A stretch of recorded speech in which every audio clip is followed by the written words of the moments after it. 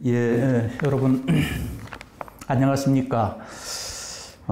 오늘 뜻깊은 행사의 일부 세션 사회를 맡은 서울대학교의 박명규 교수입니다.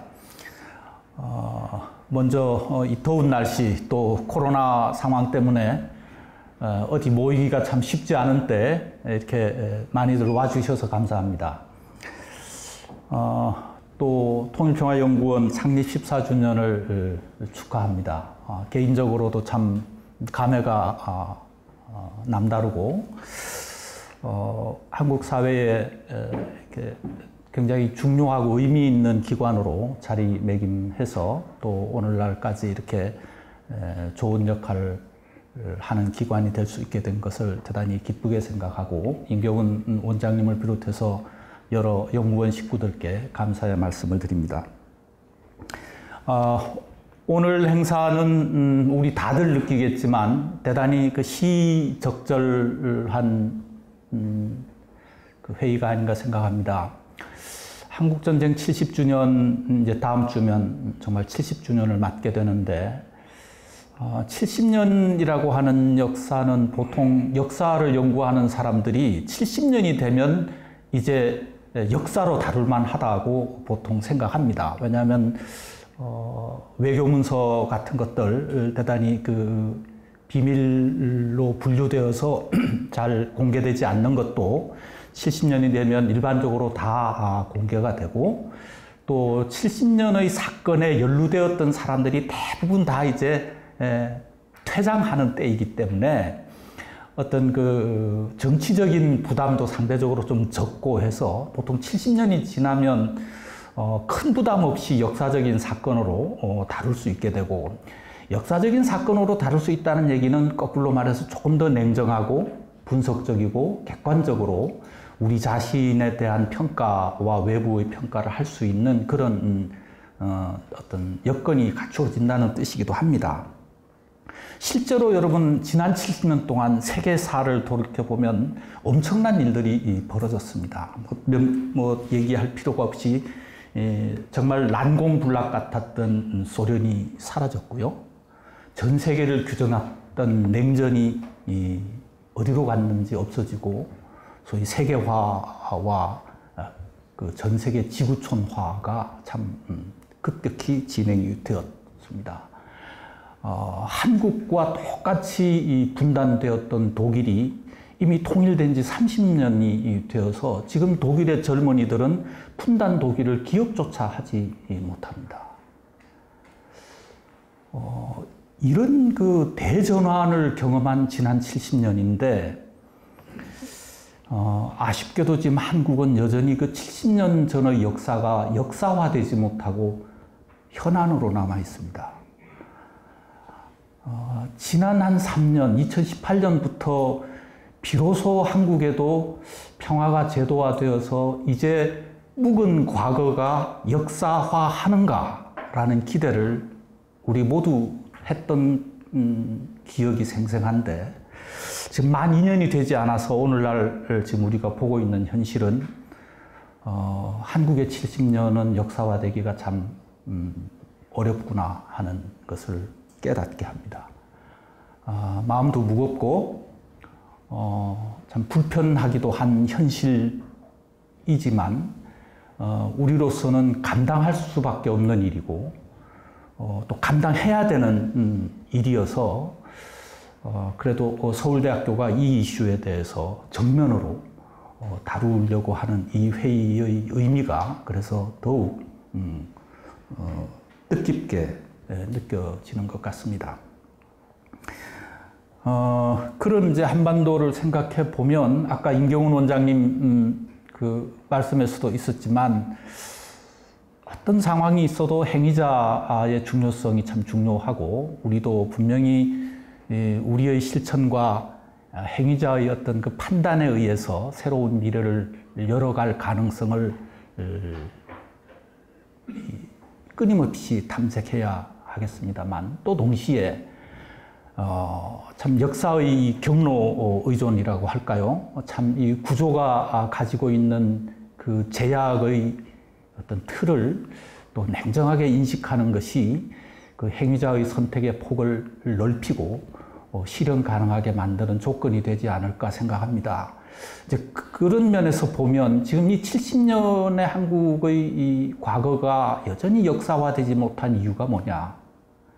결국 한국 전쟁이 최종적으로 종결되지 못하고 역사화하지 못하고 여전히 지금 분단과 정전과 남북 대립이라고 하는 현실 속에 살아있고 계속 재생산되고 있는 구조, 이 구조의 틀을 직시하지 않고서는 행위자 선택의 그 폭이 가질 수 있는 그 실현 가능성도 그만큼 제약될 수밖에 없는 것이 오늘의 냉정한 현실이 아닌가 생각을 합니다. 그래서 아마 오늘 이 행사의 기획이 그런 뜻으로 이루어진 것 같습니다. 오전에 일부는 이 한국 전쟁의 구조적인 그 유산이 오늘 우리에게 어떤 족쇄, 한계, 또 어떤 그 과제를 남기고 있는가 하는 것을 오전에 살펴보고, 오후에는 뭐 다 한국 사회에서 뭐 대표적인 논자들이기도 하고 우리 서울대학교의 대표 선수들이라고 할 수 있는 선생님들께서 각 분야별로 미래 한반도의 지속 가능한 평화를 위해서는 어떤 선택과 어떤 결단이 필요할 것인가를 짚는 그런 그 구성으로 오늘 행사가 마련되어 있습니다. 대단히 잘 만들어진 기획이라고 생각하고, 오늘 하루의 이 논의를 통해서 정말 한국 사회의 이 70년의 아픈 역사가 하루속히 역사화하고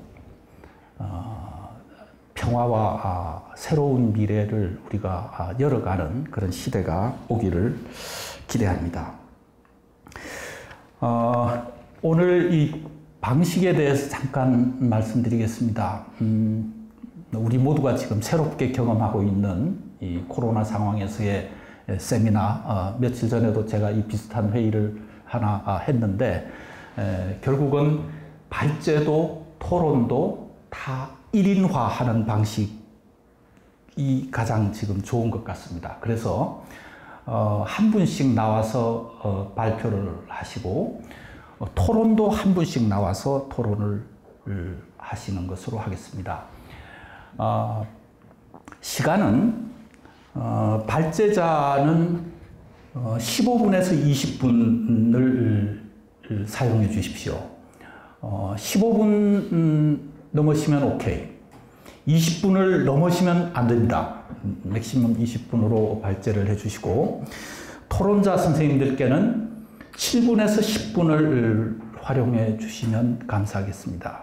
아마 그렇게 하면 제 생각에 전체적으로 한 20분 정도의 여유 시간이 남고, 그 20분 정도의 여유 시간을 가지고 여기 계신 분들의 질문이나 또 질문과 답변 사이에서 미진한 것들을 좀 더 논의하는 시간을 가질 수 있을 것이라고 생각합니다. 예, 그러면 발제로 들어가겠습니다. 지금 발표 순서를 조금 조정해서 첫 발표를 한모니카 선생의 유엔사 규정에 관한 발표부터 시작하겠습니다. 한국 전쟁이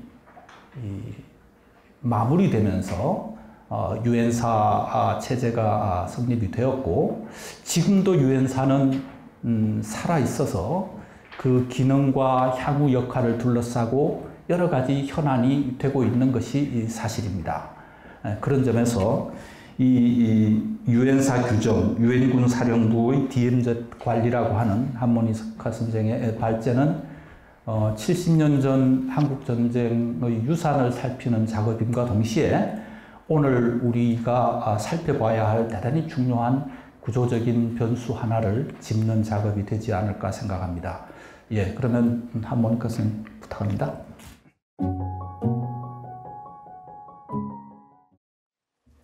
예, 소개받은 한모니카입니다. 저는 유엔사 규정과 유엔사의 DMZ 관리에 대해서 말씀을 드리겠습니다. 먼저 제 문제의식을 간략히 말씀드리고 DMZ와 관련된 유엔사 규정들의 종류와 특징, 그리고 DMZ 출입 통제에 관련된, 그리고 또 DMZ의 비무장화와 무장화와 관련된 유엔사 규정들에 대해서 차례로 말씀드리겠습니다. 잘 아시듯이 한국전쟁은 정전협정과 DMZ 그리고 유엔사를 탄생시켰습니다. 그러니까 우리에게는 문서, 전쟁으로 인해서 문서, 그리고 공간, 그리고 행위자 이렇게 이제 세 축이 만들어진 것인데요. 정전협정은 DMZ와 한반도 정전 관리의 근간입니다. 정전협정은 보시는 바와 같이 서문 제1조 군사분계선과 DMZ, 제2조 정화 및 정전의 구체적 조치, 제3조 전쟁 포로에 관한 조치, 제4조 쌍방관계 정부들의 건의, 제5조 구칙 이렇게 이제 구성이 되어 있습니다. 여러 선생님들께서 생각하시듯이 그리고 저 역시 이렇게 생각했습니다. DMZ는 정전협정에 따라 관리된다. 그리고 관리될 것이다 라고 그렇게 생각을 했었고요. 나아가서 한반도의 정전도 정전협정에 따라서 관리될 것이다 라고 그렇게 생각을 했습니다. 굉장히 자연스럽고 당연한 인식이라고 할 수 있습니다. 그런데 바로 이 자연스럽고 당연한 인식이 바로 DMZ에 정전협정이 구체적으로 어떻게 적용되는가, 그러니까 정전협정이 실제로 적용될 때에는 어떤 방식으로 어떤 과정으로 무엇을 매개로 이루어지는가에 대해서는 질문하지 못하게 했던 것이 아닌가라는 생각입니다. 그래서 저는 오늘 유엔사의 DMZ 유지와 관리라는 바로 군사 행정의 문제에 대해서 말씀을 드려보고자 합니다.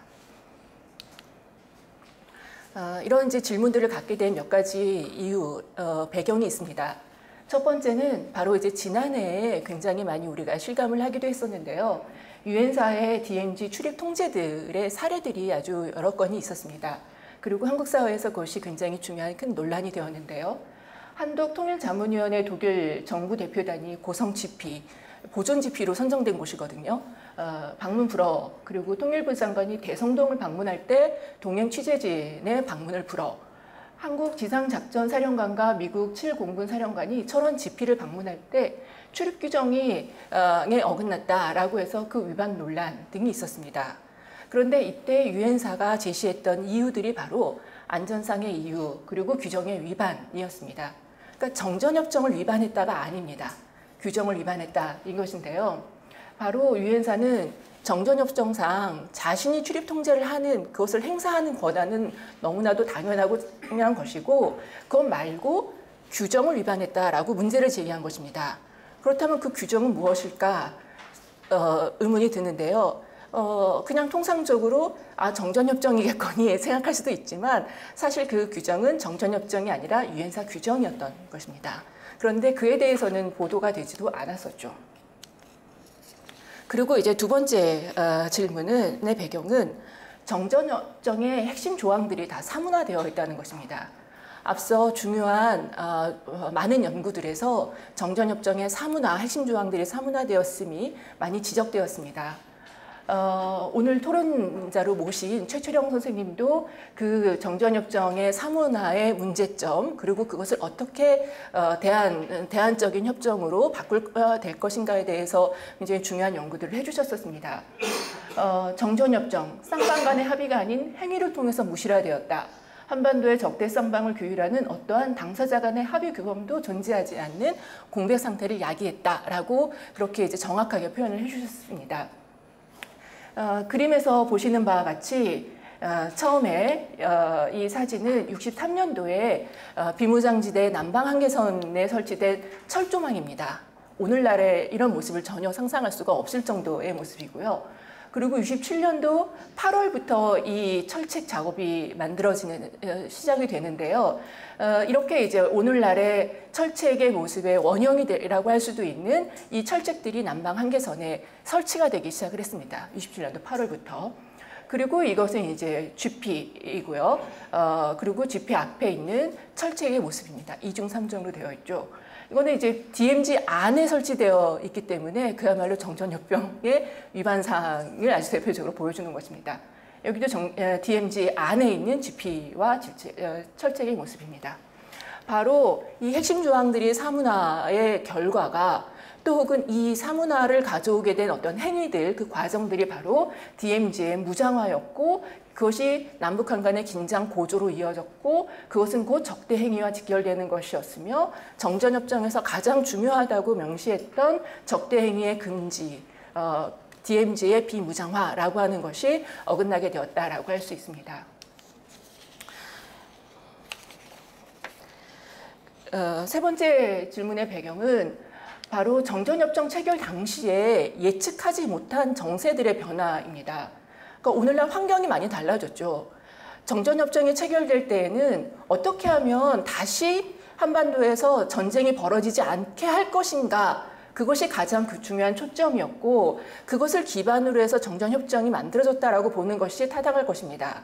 그런데 지금 70년, 그러니까 정전협정 체결로부터 보면 67년이 되는데요. 그 사이에 전혀 정전협정이 체결될 때와는 다른 환경이 조성되어 있습니다. 예를 들어서 DMZ 방문 목적의 변화나 방문자 수가 크게 증가했습니다. 적대 행위 및 군사적인 목적이 아닌 정전협정에서는 바로 이 군사적인 목적을 굉장히 중요시하게 했는데 교육, 학문, 또 혹은 정치적, 정책적 목적의 방문이 굉장히 많이 증가했다는 것입니다. 지난해에만 하더라도 저희 연구원에서 통일아카데미, 평화아카데미의 어떤 교육의 장으로서 DMZ를 방문하고 그 교육을 굉장히 많이 프로그램들을 운영한 적이 있습니다. 그렇다면 이 정전협정으로 57년도에 체결된 정전협정으로 현재 DMZ가 과연 관리가 가능한가라고 하는 의문을 자연스럽게 들 수밖에 없는 것 같습니다. 그래서 저는 DMZ의 정전협정은 어떤 방식으로 적용되고 있는가, 그리고 정전협정의 실제 적용 및 작동의 과정, 그 매개 등에 주목해야 하지 않을까라는 생각입니다. 유엔사 규정의 문제를 그래서 제기해 보려고 합니다. 존재와 역할, 유엔사 규정에 대해서는 알고 있는 분들도 계시긴 하지만 아주 보편적으로 많이 알려져 있지는 않습니다. 그리고 DMZ 출입 통제와 비무장화에 대한 규정들, 도대체 유엔사 규정이 무엇인가, 유엔사가 DMZ 출입 통제에 대한 권한을 행사하는 것은 어떻게 규정되고 있는가, DMZ의 핵심이 DMZ에서의 적대행위 재발을 막기 위한 비무장화였고 그리고 이것을 유엔사가 관리해라 라고 규정했다고 본다면 유엔사 규정은 비무장화와 무장화를 어떻게 규정하고 있을까라고 하는 것입니다. 유엔사 규정의 종류와 특징입니다. 유엔사 규정은 아주 여러 종류가 있습니다. 그런데 이제 오늘은 DMZ와 관련된 것들을 국한해서 말씀드리겠습니다. 먼저 551-4 군사작전 한국전전협정 준수에 관한 것입니다. 이게 지금 여기 있는 연도들은 가장 최근의 규정들을 넣은 것이고요. 보면 적용 시기, 유엔군 사령관이 인정하는 정전협정 기간 동안입니다. 그런데 정전협정 서원은 평화적 해결이 달성될 때까지입니다. 그러니까 어떤 목표보다는 행위자, 유엔군 사령관의 권한이 더 중요하게 명시가 되어 있다는 것이고요. 적용 대상은 출입과 관련된 모든 사람입니다. 어떤 방문의 목적이 중요한 것이 아니라 출입자 전반에 대해서 규정하고 있다는 것이고요. 그리고 551-5는 군사정전위원회 본부구역에 대한 안보 견학과 관련된 것입니다. 판문점 방문하실 때 바로 이 규정에 의해서 운영이 됩니다. 유엔군 사령부 규정 551-6 이것은 DMZ 안보 견학과 관련된 것인데요. 유엔군 사령관의 DMZ 안보 견학장 운영을 위한 책임 절차를 규정하고 있습니다. 그리고 안보 견학장의 설립 승인은 바로 유엔군 사령관으로 규정되고 있습니다.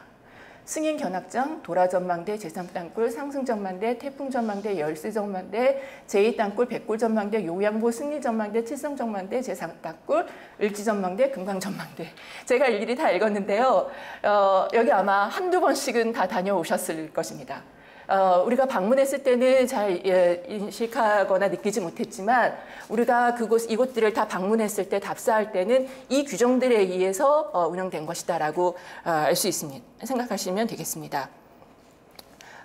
사진 촬영 금지에 대해서도 아마 가시면 뭐 땅굴을 답사하거나 이럴 때 사진 촬영 금지입니다라고 하는데 그것도 다 이 규정들에 의한 것이라고 생각하시면 되고요. 판문점 방문하실 때 복장에 대한 규정이 또 있습니다. 그것도 이렇고요.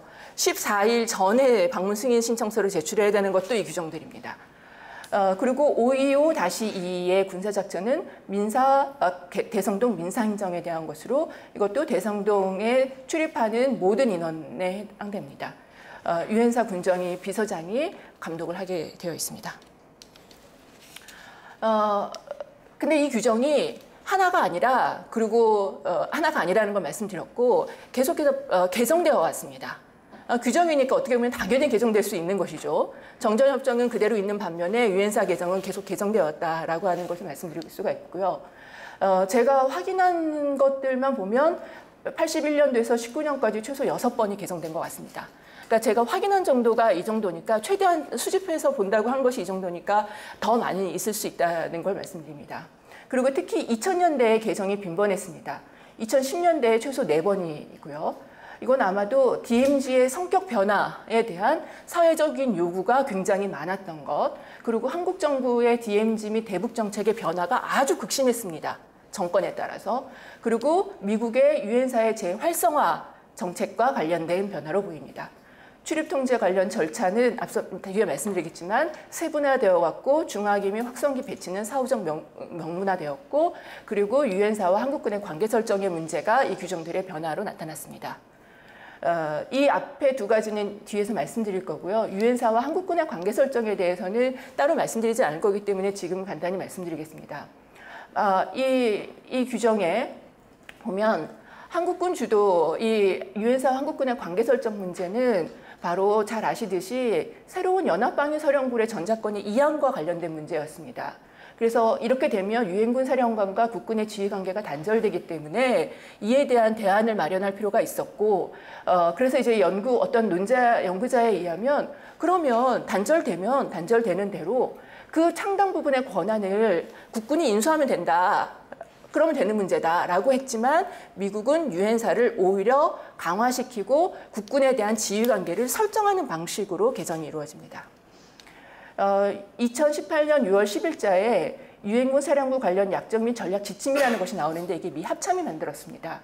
여기에 의하면 유엔군 사령관은 한반도와 인근 지역에서 미국, 한국, 유엔사 군 병력이 정전협정을 준수하도록 정전 관련 지시를 하다라고 절차를 수립할 권한을 갖게 되었다고 합니다. 국군에 대한 지휘관계를 세운 것입니다. 이게 분리될 가능성이 있는 것을. 그리고 이 약정 및 전략 지침은 또 하나의 문제를 가지고 있었는데요. 바로 뭐냐면 유엔사 전력 제공국의 확대 가능성을 보여주는 문서였습니다. 이 원본을 지금 정확히 확인하기는 어렵습니다. 비밀로 묶여 있어서요.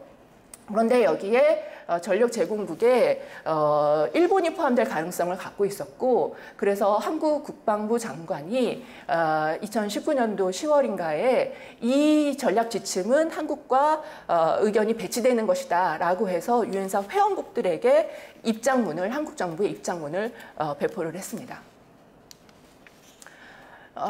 이 부분은 간단히 넘어가겠습니다. 이 부분을 먼저 설명드리면요. 여기 보시면 2018년도 규정이 2015년도 것을 대체했고 2019년도 것도 2015년 것을 대체했다고 되어 있는데 이것은 오타가 아니고 이렇습니다. 뭐냐면 2019년도 개정분이 내용상으로는 2015년도 것을 대체한 것이고 형식적으로는 2018년도 것을 대체했습니다. 그래서 이제 이런 것입니다.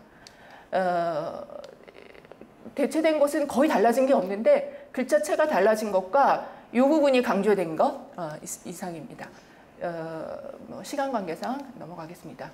유엔사 규정의 이제 특징을 말씀드리면요. 이때의 특징이라고 하는 건 유엔사 규정이 스스로에 대해서 어떻게 규정하고 있는가에 대한 특징입니다. 바로 정전협정 준수라는 목적을 달성하기 위해서 필요한 지침과 정보를 제공하는 것입니다. 분명히 그 매개가 된다라고 하는 것을 밝혀주고 있고 유엔군 사령부 사령관의 책임을 기술하고 실행한다라고 하는 게 공통적인 자기의 목적입니다. 군사작전으로서의 규정입니다. 앞서서 보셨다시피 다 군사작전이라고 하는 자기 그 규정이 있습니다. 이 부분은 굉장히 좀 주목할 만하다고 생각이 드는데 바로 DMZ에서의 유엔사의 모든 활동을 다 군사작전의 범주로 그냥 규정을 아예 하고 있는 것입니다. 그러니까 다른 여지를 두지 않는 것이죠. 그러면서 이제 합리화하는 측면들이 있다고 보입니다. 미국은 1948년도에 대한민국 정부로 미군정에서 정권을 이양할 때 군사적인 부분, 행정적인 부분, 재정적인 부분 다 나누어서 그 정권의 이양을 했었습니다. 그리고 수복지구에 대한 383 이북 수복지구를 점령해서 한국 정부로 이양할 때에도 행정권의 이양, 군사적인 부분의 이양, 그리고 법적인 최종적인 법적인 권한의 이양 이 부분들을 다 나누어서 처리했습니다. 그런데 규정에서는 군사 작전으로 아예 비무장지대의 성격이나 모든 활동을 다 그것으로 규정하고 다른 공간의 어떤 영역의 여지랄까요? 이런 것들을 차단했다라고 볼 수 있습니다. 5분 네. 안에 적어 주십시오. 네. 그래서 유엔사 스스로 절대적인 위상을 부여했습니다. 이게 보시면 협정 의무 사항에 정전협정이 이 점검 사항으로는 이렇게 구체적으로 이렇게 만들어져 있습니다. DMZ 출입 통제에 관련돼서 규정의 구체화를 말씀드리면 정전협정이 DMZ 출입 통제 조항은 이러한데요. 이것에 대해서 두 가지 해석이 있습니다. 유엔사의 권한을 절대적인 것으로 볼 것이냐 아니면 서원에서 밝힌 군사적인 성질에 관한 것으로 볼 것이냐.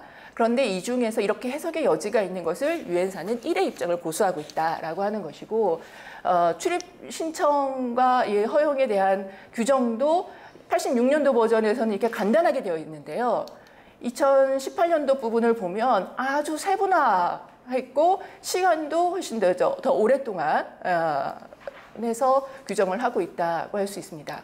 그리고 이 출입 통제에 대한 승인을 군정위 비서장이 승인하게 되어 있는데 비서장은 잘 아시듯이 91년도부터 한국군 유군 소장이 수석 대표를 맡고 있습니다. 그런데 수석 대표보다도 지휘상으로는 아래에 있는 비서장이 미군이 이것을 승인한다라는 것이죠. 남북관리구역 설정할 때의 문제는 또 우리는 이제 남북관리구역이니까 DMZ 일부가 남북한의 관리 하에서 움직이는 것 같다고 생각이 들지만 사실 정전협정에 따라 남과 북 군대들 사이에 협의한다라고 하는 이 문제로 인해서 정전협정에서 얘기했던 출입통제와 관련된 유엔사령관의 권한이 지속적으로 유지가 되는 방식으로 되었고 그래서 남북관리구역은 남북한이 관리를 한다라는 것보다도 이 통제반 유엔사 회원국들로 충원된 통제 장교들로 구성된 통제반이 굉장히 중요한 역할을 하고 그 모든 북한 군과의 심지어 통신들까지도 이 통제반에 다 전달해야 되는 그런 상황입니다. 무장화와 관련돼서는 아주 간단하게 말씀드리겠습니다. 정전협정은 DMZ를 비무장 상태로 되돌리는 것 그리고 그것을 유지하는 것이 이제 굉장히 중요하게 제시가 제안했던 것이었는데 인적인 측면에서 보면 군인의 출입이라고 하는 것이 좀 가능해졌고 그래서 아예 이제 그 군인이 출입한다라고 하는 것이 규정에 아예 드러납니다. 그리고 유엔사의 GPOP 규정 부분은 이제 넘어가서 GOP 철책의 북상에 대해서만 좀 먼저 간단히 말씀드리면 GOP 철책이 우리는 남방 한계선으로 생각을 하고 있습니다. 그런데 이 남방 한계선인 GOP 철책이 북상한 겁니다. 그래서 굉장히 3분의 2 가량이 이미 DMZ 안으로 올라가 있는 거죠. 그러니까 실질적인 DMZ 면적은 축소되어 있고 하지만 유엔사 규정상에 의하면 그럼에도 남방한계선은 정전협정에 규정된 그 면적을 그대로 유지한다라고 되어 있기 때문에 유엔사의 관할 권역은 그대로입니다. 그러면서 DMZ의 무장화는 확대되는 것으로 볼 수 있습니다. 그리고 이제 그 화기와 확성기 설치에 대한 문제는 넘어가도록 하겠습니다. 제가 말씀드리려고 했던 부분은 바로 이 정전협정이 우리가 한반도 정전관리의 근간이라고 했던 정전협정은 바로 어떤 기본 방향을 포괄적으로 제시했다. 그리고 하지만 정전협정 체결 직후부터 사문화가 진행되었고 하지만 그럼에도 그 중에서도 특정 조항의 효력이 확대 유지되었는데 바로 그것을 가능하게 한 것이 유엔사 규정이다라고 할 수 있습니다. 절대적인 위상을 점하고 있고 실질적인 관리 운영의 규정이 바로 유엔사 규정이며 이 유엔사 규정이 유엔군 사령관이 애초 정전협정에 명시된 군사적인 목적을 벗어나서 통제권을 광범하게 행사하는 근거가 되었으며 정전협정이 중요하게 금지했던 바로 이 비무장화라고 하는 것은 사후적으로 정당화하고 정당화했다라고 하는 것입니다.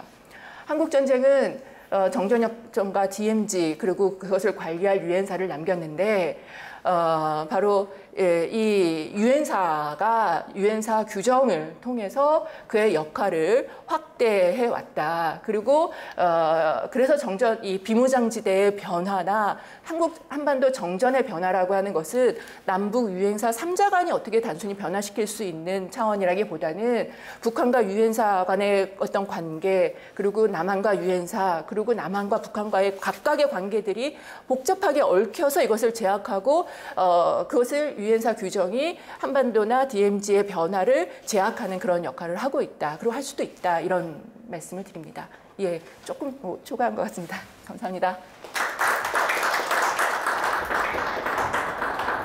예, 감사합니다. 한모니카 선생은 지금 통일평화연구원의 HK 교수로 계시면서 DMZ 지역에 있는 그 한국 마을과 이런 그 현황 변화를 참 오랫동안 발로 뛰면서 연구하신 그런 그 연구자십니다. 좋은 발표 감사드립니다.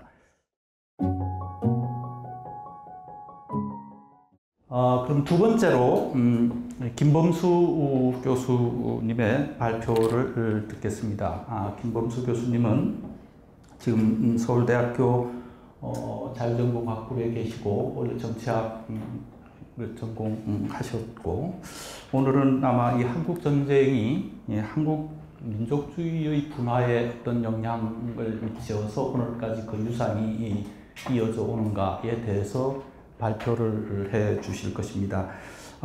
김 선생님, 오늘 발표는 맥시멈 20분입니다. 15분에서 20분 사이에 발제를 부탁드리겠습니다. 예, 그러면 김 교수님 발표 청해 듣겠습니다. 예. 지금 소개받은 김범수 교수입니다.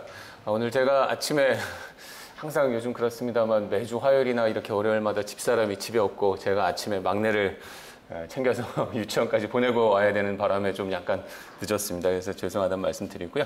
예, 오늘 발표는 한국전쟁과 민족주의의 분화입니다. 그래서 오늘 저희가 이제 한국전쟁 70주년 기념을 하는 학술회의를 준비했는데요. 제가 오늘 이렇게 발표할 내용은 한국전쟁을 거치면서 우리나라에서 이 국민의 범위, 국민의 경계에 대한 인식이라든가 이런 것들은 어떻게 변화했을까 이런 부분에 초점을 맞춰서 제가 한 연구를 중심으로 해서 오늘 발표를 하도록 하겠습니다. 예, 그래서 일단 리서치 퀘션을 말씀드리면 여기 적혀 있는 대로 19세기 말과 일제강점기 시기를 거치면서 우리 한국 조선이죠. 그때 당시에는 지배적 민족주의 담론으로 등장한 담론이 사실 이제 민족주의라고 하는 것들이 등장을 했습니다. 그래서 잘 아시다시피 단군의 자손인 우리 민족은 모두가 다 한민족이다라고 하는 이러한 민족주의 담론이 일제강점기 시기를 거치며 한국 사회에 등장을 했고 이런 것들이 해방 이후에도 상당히 지배적인 담론으로 이렇게 자리를 잡게 되었는데요. 이런 것들이 이제 분단과 한국전쟁을 거치면서 우리 민족이라고 하는 것에 대한 관념이 어떻게 변화했을지 이런 것들을 추적해보는 연구입니다. 그래서 분단 이후 공동의 민족국가 정체성을 공유하는 우리 대한국민, 우리 대한국민이라고 하는 용어는 그 재헌헌법의 전문에 나오는 용어인데요. 그래서 이제 우리 대한국민들이 우리들 대한국민이 이 헌법을 제정한다라고 해서 이 대한민국의 주체 우리 대한국민이라고 하는 표현이 나오고 있는데 우리 대한국민이라고 하는 사람들의 범위는 어떻게 됐을까라고 하는 이 질문을 가지고 연구를 시작했습니다. 사실 오늘 사회를 보고 계시는 박명규 교수님께서도 예전에 국가, 인민, 시민, 국민, 인민, 시민이던가요. 그렇게 해서 저희 박명규 선생님께서 하셨던 연구는 근대 이후에 19세기 말부터 해서 이 개념사를 이렇게 연구를 해주셨던 연구가 있었는데요. 저는 이게 개념사라기보다는 이러한 것들에 대한 인식, 범위, 경계에 대한 인식들이 어떻게 변화했는지 이런 것들을 살펴보고자 했습니다. 특히 제가 초점을 맞춘 것들은 우리 대한국민이라고 하는 범위에 분단 이후에 북한에 거주하는 사람들을 포함했는지 안 했는지, 그 다음에 사실 또 다른 연구가 있습니다만 또 다른 연구에서는 북한뿐만이 아니라 이제 재외동포가 되겠는데요. 그래서 뭐 조선 쪽으로 이렇게 알려져 있는 중국 동포라든가 제일 동포라든가 이런 사람들을 우리 대한국민이라고 하는 범위에 포함했는지 안 했는지, 한국 사회가 이런 분들을 어떻게 생각했는지에 대해서 이렇게 좀 그 역사적으로 추적해보고자 연구를 시작했습니다. 이 오늘 제가 발표하는 내용은 여기 적혀 있는 대로 이 저널 오브 코리안 스터디즈라고 하는 저널에 이미 퍼블리시가 된 내용인데요. 이번에 이 한국 전쟁 저희 70주년 기념을 맞아서 제가 발표를 또 이 내용을 중심으로 해서 좀 준비를 했습니다. 먼저 이 단일 민족 민족주의의 등장 과정부터 이렇게 간단히 말씀드리면 잘 아시겠습니다만, 이 역사학계에서의 논쟁입니다. 한국에서 이 민족주의, 단일 민족 민족주의가 언제 등장했는지에 관한 논쟁이 있었고, 그 다음에 민족주의 일반에서도 잘 알려진 바와 같이 프리모디알리즘이라고 하는 그 민족주의를 해석하는 학파와 그 다음에 이제 근대의 민족이 새로 등장하게 됐다라는 모더니즘 간의 이제 논쟁이 있습니다만, 제가 이 논문에서 채택하고 있는 건 일종의 모더니즘적 관점입니다. 그래서 우리 한국 사회에서 민족에 대한 관념, 특히 단일 민족에 대한 관념은 일제 강점기 시기를 거치면서 등장하게 되었고, 그 다음에 그거의 계기로서 이야기할 수 있는 것은 아마도 단재 신채호의 독사신론, 이거는 뭐 제 얘기라기보다는 한국 민족주의에 대해서 연구하시는 많은 분들이 이렇게 언급하고 계신 건데요. 이때 뭐 단일 민족 민족주의가 등장하게 된 것은 일제 강점기 시기를 거치면서 사실은 이제 국가 주권이 일본의 일제에 침탈을 당한 상황에서 국가가 없는 상황에서 어떻게 우리 민족의 이 영속성이라고 할까, 이런 것들을 지킬 것인가가 문제였고요. 그래서 이때 해결책으로 단재 신채호 선생이 제시하고 있는 것은 민족과 국가를 분리해서 국가의 주권, 왕조 교체, 국가 교체에 상관없이 민족이라고 하는 것들은 영원히 지속될 수 있다라고 하는 방식으로 해서 이 일제 강점기 시기에 국가의 주권이 사라진 상황에서 민족의 연속성이라고 할까요? 이런 것들을 지키는 방향으로 이 단일 민족 민족주의라는 것이 등장하게 되었습니다. 그래서 여기 적혀 있는 바대로 잘 알고 계시는 내용들입니다만, 신채호 선생이 이렇게 얘기하는 왕조 교체, 국가 교체에 상관없이 우리 민족은 단군 이래 지금까지 하나의 엔티티로 끊임없이 지속되어 왔고, 그 다음에 단군 이래 4,000년의 역사는 부여적의 역사이다라고 이야기하는 이러한 민족주의가 20세기 초반이죠. 1908년 저기 단재의 독사신론에서 처음 전개가 되었고, 이러한 것의 영향으로 일제 강점기 시기에 잘 아시는 바대로 박은식 선생, 정인보 선생, 안재홍 선생 등의 이러한 민족주의론들이 계속 확대되었습니다. 그래서 여기 적혀 있는 대로 국가 주권에 상관없이, 국가에 상관없이 민족은 계속된다라고 하는 논리로서 일제 강점기 시기에 이런 단일 민족, 민족주의가 자리를 잡게 되었습니다. 그럼에도 불구하고 일제 시기에는 이러한 한민족 단일 민족론이라고 하는 것들이 일제의 일선 동조론, 내선 일체론하고 경쟁하는 관계에 있었기 때문에 완전히 한국 사회의 지배적인 민족주의 잠론으로 자리 잡지는 못하고 있었던 상황이었습니다. 그러나 해방 이후에 김구 선생이라든가 이승만 선생이라든가 이런 분들이 이런 단일 민족 민족주의 담론, 이런 것들에 기반해서 특히 반탁 운동을 전개하면서 이 단일 민족 민족주의 담론이라는 것이 완전히 한국 사회의 지배적인 민족주의 담론으로 자리 잡게 되었습니다. 그래서 여기 적혀 있는 바대로 사실은 이제 이승만 대통령도 이런 얘기를 하시고 그랬습니다만, 우리 민족은 유사일에 5,000년 동안 하나의 민족이었는데 신타 통치로 해서 남과 북을 가르는 것들은 우리 민족에 대한 모욕이다라고 이야기하는 등 이러한 단일 민족 민족주의론을 근거로 해서 신탁 통치, 남북 분단 통치 이런 것들에 대해서 반대하는 로직으로 활용되었습니다. 그래서 이러한 것의 영향으로 단일 민족주의는 이 대한민국, 그러니까 남과 북에 있는 모든 한민족이 하나의 민족이고 하나의 국민이라고 하는 이러한 담론이 한국 사회에 아주 기본적인, 아주 상식적인 이런 것처럼 이야기가 자리 잡게 되었고, 이래서 이런 것들이 뭐 단일 민족, 민족주의의 신화 이런 것들로 자리 잡게 되었습니다. 그렇습니다만 그럼에도 불구하고 잘 아시는 바대로 우리 한국 사회의 역사, 분단의 역사라고 하는 것들은 48년 5월 10일 남한만의 단독 선거가 있었고, 7월 17일 대한민국 헌법이 공포가 되었고, 8월 15일 대한민국 정부 수립이 선포가 되었습니다. 그리고 그 뒤이어서 9월 9일, 48년 9월 9일 조선민주주의 인민공화국 정부가 수립이 되었습니다. 그러면 제가 여기서 관심을 가지고 들어봤던 내용들은 남북 분단이 공식화된 이후에 그 다음에는 이 대한민국 국민 또는 우리들 대한국민이라고 하는 것들에 대한 이 범위에 대한 경계에 대한 인식은 한국 사회에서 어떻게 바뀌었을까라고 하는 내용들입니다. 그래서 헌법 전문에 헌법 제정 주체로 명기된 우리 대한국민은 누구인가라고 하는 건데, 뭐 많이 알고 계시겠습니다만 최근에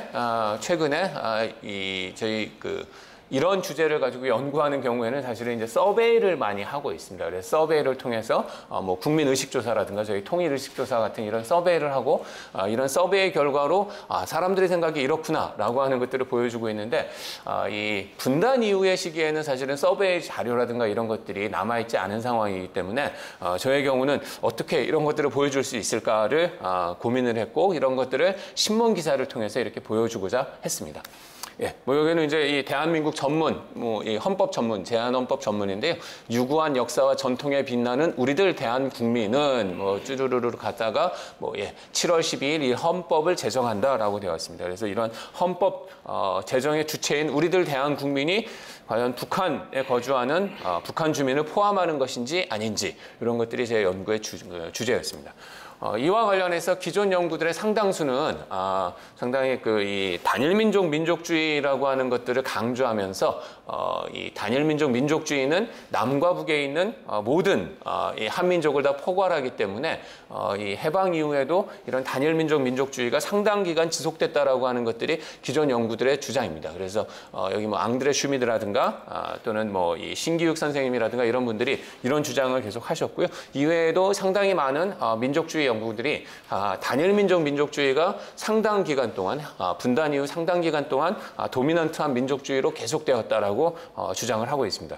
저는 이러한 기존 연구를 좀 비판하고자 뭐 단일민족 민족주의라고 하는 것들이 일정 정도 계속 지속됐음에도 불구하고 상당히 그 내부에서 다양한 분화가 발생했다라는 것들을 자료를 통해서 보여주고자 했습니다. 그래서 여기 뭐 다양한 이야기들이 있습니다만 이 단일민족 민족주의라고 하는 것들이 세 가지 민족주의, 그래서 하나는 단일민족 민족주의가 일정 정도 지속되는 측면이 있었습니다만 또 다른 그 버전으로 반공민족주의, 그리고 이 대한민국에 거주하는 대한민국 국민만을 우리들 대한국민의 범주에 포함하는 대한민국 민족주의, 이러한 세 가지 버전으로 분화가 일어나게 됐다는 것들을 보여주고자 했습니다.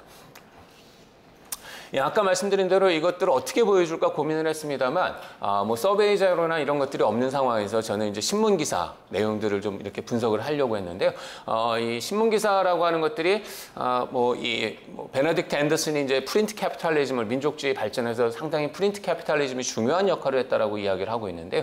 이런 프린트 캐피탈리즘에서 뭐 이 시대의 인식의 변화를 보여주는 그러한 좋은 자료라고 생각을 했고요. 그리고 이러한 방법론을 이렇게 제가 하면서 또 고민했던 것들 중에 하나가 사실은 이제 푸코의 고고학적인 방법론, 이런 것들을 염두에 두었습니다. 그래서 잘 아시다시피 푸코는 이제 이 광기의 역사라든가 이런 이 책에서 예전에 사람들이 어떠한 사고를 가졌는지, 어떠한 인식을 가졌는지 이런 것들을 분석하기 위해서 과거에 있었던 이런 이 디스코스라고 할까요? 그런 것들을 갖다가 디스코스 어널리시스를 하면서 그런 디스코스의 재료로서 과거에 있었던 여러 가지 텍스트들을 활용을 했는데요. 저는 이 신문 기사에 나타난 이런 텍스트들을 활용해서 과연 한국 사회가 이 우리들 대한국민이라고 하는 것에 대해서 어떠한 인식을 가지고 있었는지 이렇게 추적해서 보여주고자 했습니다. 그래서 뭐 간단히 뭐 말씀드리면 뭐 상당히 뭐 결론이나 이런 것들은 뭐 아주 그냥 그 쉽게 이렇게 생각하실 수 있을 텐데요. 뭐 저는 그래서 가끔 이런 얘기도 합니다. 일종의 콜럼버스의 달걀이 아닐까. 결론은 상당히 뭐 이 내용 보여주는 것들은 쉽습니다만 이 과정들이 어떻게 되는지 추적하는 것들은 사실은 상당히 좀 어려운 과정이었는데요. 뭐 결과만 가지고 말씀드리면 사실은 이제 단일 민족 민족주의라고 하는 거. 남과 북에 있는 그 다음에 사실은 해외에 있는 재외동포가 모두가 다 우리들 대한 국민이다라고 이렇게 인식하는 이러한 인식이 한편으로는 지속이 되었고요. 그 다음에 그것과 더불어서 뭐 이 이승만 정권 시기 또는 이제 이후에 박정희 정권 시기에도 반공주의라고 하는 것들이 상당히 그 지배의 통치 이념으로서 강한 영향력을 미치고 있었기 때문에 북한의 이 빨갱이들, 괴뢰 정부 이런 것들을 우리 대한 국민의 범주에서 배제하고 북한에 있는 애국동포라고 하는 일반 북한 주민들만은 우리 대한 국민의 범주에 포함하는 이러한 반공민족주의라고 하는 것들이 일종의 새로운 스피노프 버전으로 등장하게 되었고 그 다음에 더 나아가서 사실은 이제 오늘 보여드릴 내용들이 있다면 한국 전쟁을 경험하고 나서 그 다음에 남과 북의 이 교류가 완전히 전면 중단된 상황에서 북한에 거주하는 뭐 북한 주민들은 우리가 아니고 뭐 우리하고 같은 민족일 수도 있고 역사적으로는 우리와 같은 뭐 그런 이 한민족이긴 하지만 그렇다고 해서 우리들 대한 국민은 아니고 우리들 대한 국민이라고 하는 것들은 대한민국에 거주하는 대한민국 국적을 가진 사람들만 우리들 대한 국민이라고 인식하는 대한민국 민족주의가 분단 이후에 등장하게 되었고 자리를 잡게 되었다라고 하는 것들이 오늘 그 논문에서 보여드리는 내용입니다. 그리고 사실은 이제 뒤에서 말씀드리겠습니다만 후속 연구에서 박정희 정권 시기와 그 이후의 시기를 거치면서 이러한 민족주의들 사이에 역학 다이나믹스가 어떻게 되는지 이렇게 추적해서 보여주려고 했습니다. 그래서 단일 민족 민족주의, 반공민족주의, 대한민국 민족주의라고 하는 세 가지 민족주의로 분화가 발생하게 되었다라는 이야기입니다. 자, 그러면 좀 더 이제 구체적으로 이런 것들을 어떻게 보여줄까라고 하는 거에서 이 내용들을 좀 살펴보면 단일 민족 민족주의라고 하는 거, 남과 북에 거주하는 모든 우리 이 3천만 동포가 다 대한민국 국민이라고 하는 이런 입장은 잘 아시겠습니다만 사실은 우리 대한민국 헌법에 이때 당시에 이제 재헌헌법 2조에 대한민국의 영토는 한반도 전역을 포함한다라는 그 표현이 명기가 되어 있었기 때문에 그것의 기본적인 입장의 연장선상에서 정부도 이때 당시 이승만 정부도 기본적인 입장은 남과 북에 거주하는 모든 주민들이 대한민국 국민이라고 하는 입장을 공식적으로는 가지고 있었습니다.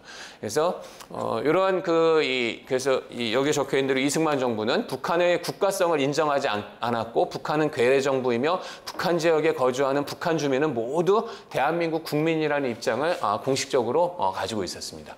저는 이런 것들을 이러한 입장이 신문기사나 이런 데 어떻게 나타나는지를 좀 살펴보려고 노력을 하면서 제가 이렇게 주목했던 것들은 이 3천만이라는 표현에 상당히 주목을 했습니다. 그래서 뭐 뒤에도 이렇게 말씀을 이렇게 드리겠습니다만 당시에 이 남과 북에 거주하는 모든 통계 자료나 이런 것들이 이제 인구 파퓰레이션 서베이 결과를 보면 전체 거주하는 숫자가 3천만 명이었습니다. 그래서 3천만 명이었고요. 반면에 3천만 명 중에서 2천만 명은 남한에 거주하고 있었고 1천만 명은 북한에 거주하고 있었는데 제가 이렇게 이때 당시에 초기에 45년도부터 48년도까지 그리고 48년 이후에 분단 이후에 신문사설이라든가 또는 신문에서 또는 뭐 이 공식적인 정부 관료들의 어나운스먼트라든가 이런 것들을 보면 항상 가장 많이 사용되는 표현 중에 하나가 3천만 동포, 3천만 민중, 3천만 국민, 3천만 결의, 3천만 동포 이런 표현들이었습니다. 그래서 우리 3천만 국민들은, 우리 3천만 동포, 3천만 결의는 이런 표현들을 많이 쓰고 있었는데 아까 말씀드린 대로 이 3천만이라고 하는 것들은 남과 북에 거주하는 모든 주민이라고 하니까 우리 민족을 포괄하는 용어였는데요. 이러한 용어들을 공식적으로 많이 사용하는 것들을 통해서 제가 보여주고자 하는 것들은 이 시기에 이 3천만이라는 용어가 이렇게 쓰였다라고 한다면 아마도 그 시기에 우리 대한국민이라고 하는 우리들 대한국민이라고 하는 범주에는 남한에 거주하는 남한 국민뿐만 아니라 북한에 거주하는 북한 동포까지 다 포함한 그러한 것들로 생각을 하고 있었다라고 이렇게 추정을 하면서 보여주고 있습니다. 그래서 여기 있는 것들은 이제 몇 가지 그때 당시에 있었던 뭐 대통령 연설이라든가 정부 관료들의 표현들을 이렇게 제가 인용한 것들인데요. 그래서 여기 보면 이제 이승만 대통령이 시정 방침을 발표했던 것이 9월 30일 날 시정 방침을 발표했는데 여기에 보면 국내국의 3천만 동포, 주권은 오로지 3천만 민족에게 있고 그래서 뭐 3천만 동포의 민족적 도의적 공동번성으로 뭐 이런 표현들을 쓰고 있습니다. 그래서 이승만 대통령도 3천만 민족의 주권이 있다라고 하는 표현들을 이렇게 공식적으로 썼다라고 하는 것들을 보여주고 있는 거고요. 요거는 이 장면 총리? 이때 당시에 장면 총리가 아니라 유엔 대표부로 유엔 이 총회에 가서 했던 연설입니다. 그래서 여기에 보면 우리 3천만 한국 국민은 유엔을 가장 큰 희망의 원천으로 생각하고 있고 그다음에 전 한국 국민의 약 3분의 2가 거주하는 한국 인민의 3분의 2 이상, 즉 2천만 명이 남한에 거주하고 있고 우리 인민의 3분의 1은 북한에 거주하고 있다라고 하는 표현들을 이렇게 공식적으로 이야기를 하고 있습니다. 그래서 이러한 것들이 보여주는 것들은 다 아까 말씀드린 대로 3천만이라고 하는 남과 북에 거주하는 모든 사람들이 우리 국민, 한국 국민이라고 하는 것들을 정부의 입장이 그래했다라는 것들을 이렇게 잘 드러내주고 있습니다. 그다음에 내무부 장관 김효석의 발표문 이런 것들도 보면 전 한국 국민은 이렇게 3천만 이렇게 돼 있고 하나의 민족, 북한의 1천만 동포 이렇게 이야기를 하고 있다라는 것들이고요. 그다음에 방공포로 송환과 관련된 외무부 장관 변형태의 담화, 그다음에 수복지구 행정권 이양 문제와 관련한 국무총리 변형태의 담화, 이건 이제 한국전쟁 이후인데요. 이런 것들을 다 보면 공식적인 어쨌든 정부의 입장에서는 계속 3천만 국민, 3천만 동포 이런 표현들을 써가면서 이 북한에 거주하고 있는 북한 주민 1천만 동포도 우리 대한민국 국민의 일원이다라고 하는 그러한 인식을 계속 드러내고 있습니다. 그래서 이러한 것들은 계속 보시면 이렇게 쭉 이렇게 했는데 이때 당시에 그럼 이런 단일민족 민족주의 제가 이제 이런 사설이라든가 이런 데서 이 북한의 1천만 동포를 우리 국민이라고 포함하는 논거가 무엇일까를 살펴보면 이렇게 한민족 단일민족주의라고 하는 것도 있고요. 그다음에 여기 헌법의 영토 조항도 있고 그다음에 이때 당시에 또 많이 사용됐던 논거 중에 하나가 대한민국은 유엔이 인정한 유일한 합법 정부이기 때문에 북한은 괴뢰 정부이고 그렇기 때문에 북한에 거주하는 국민들이 우리 국민이다라고 하는 인식들을 계속 드러내고 있습니다. 좀 더 빨리 해야 되죠. 그래서 단일민족 민족주의 이런 것들이고요. 그다음에 이제 반공민족주의라고 하는 것들은 아까도 말씀드린 대로 북한의 이 공산당 빨갱이들을 제외한 애국동포가 우리 국민의 일원이다라고 하는 그러한 민족주의인데요. 이런 것들은 여기저기서도 계속 정부 입장이라든가 이런 데를 통해서도 드러나고 있습니다. 그래서 이북동포 중에서 빨갱이들 또는 이 공산분자 이런 공산도당 이런 것들은 우리 민족이 아니다라고 하는 입장들 이런 것들을 계속 신문 기사나 이런 데 드러나고 있고요. 그래서 발표문을 구체적인 내용은 좀 보시면 될 것 같습니다. 이런 반공민족주의, 민족주의 이런 계속 이런 것들이 전개되고 있습니다. 이러한 대한민국 그러니까 단일민족 민족주의와 반공민족주의가 이렇게 진행되는 상황에서 한편에서는 이제 이 대한민국 국민만을 우리 정부의 일원으로 인식하는 대한민국 민족주의가 이 분단 이후에 등장하게 되었는데요. 여기는 여러 가지 제가 또 인용한 것들이 있습니다만 보시면 될 텐데 우리 남한에 거주하는 2천만과 북한에 거주하는 1천만은 다르다. 우리 2천만 그다음에 북한에 거주하는 들은 그들 이런 표현을 써가면서 구별하는 것들이 이제 이 분단 이후에 등장하게 되었고요. 그다음에 그래서 여기 보면 1천만 이북동포 그대들, 이남의 우리들. 그래서 우리들과 북한에 거주하는 그대들 이런 것들이 구분하는 것들이 이 시기에 등장하였다라고 하는 걸 보여주고 있고요. 그다음에 남한 2천만 우리는 북한으로부터 독립해야 되겠다라고 하는 것들 이런 것들이 또 등장을 했습니다. 그리고 경제 일상생활들 비정치적 분야에서 북한의 1천만 동포를 배제하고 남한 2천만만을 우리 공동체의 구성원으로 상상하는 이러한 경향들이 한국전쟁 이후에 점차 한국 사회로 확산하고 있다는 내용들을 제가 보여드리려고 노력을 했습니다. 그래서 여기 있습니다만 2천만 인구의 대세대, 2천만인 그래서 우리 국민은 2천만이다. 우리나라는 2천만 국민으로 이루어진 국가다. 이런 표현들이 여러 가지 뭐 칼럼이라든가 또는 사설 이런 데 이렇게 등장하고 있습니다. 그래서 2천만 국민, 우리 유교단의 근데 우리 국민은 2천만 국민이고 한국 국민의 뭐 전 국민의 6.5%가 결핵병에 걸려 있다 이런 건데 다 이런 때 우리 국민이라고 하는 것은 대한민국에 거주하는 2천만만을 지칭하는 표현으로 이렇게 쓰고 있습니다. 그래서 뭐 한국 뭐 이런 여러 가지 이런 표현들이 있다라는 걸 보시면 될 것 같고요. 그래서 국민과 우리의 범주에 남한 2천만을 포섭하는 경향이 뭐 점점 더 확산되게 되었다라고 하는 것들을 뭐 여러 이 기사와 사설들을 통해서 보여주고 있습니다.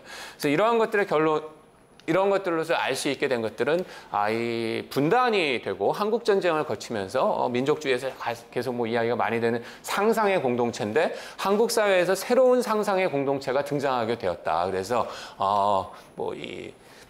단일 민족주의와 반공 민족주의가 지속됨에도 불구하고 새로운 상상의 공동체가 등장한 것을 보여주는 것이 아닌가라고 하는 거고요. 그 이후에 이러한 세 가지 민족주의가 사실은 이제 상당 기간 또 공존하는 모습들을 볼 수 있습니다. 그래서 제가 뭐 여러 가지 이렇게 했습니다만 이후에 60년대, 70년대, 80년대 뭐 이런 이후에도 이제 어떻게 이러한 이 세 가지 민족주의가 공존하면서 경쟁하는지 이런 것들을 보여주고 있는데 여기서 한 가지 또 재미있는 이야기만 딱 해드리면 사실 60년대 들어가가지고 3천만 민족 이런 이야기들은 다 완전히 언론에서 사라졌습니다.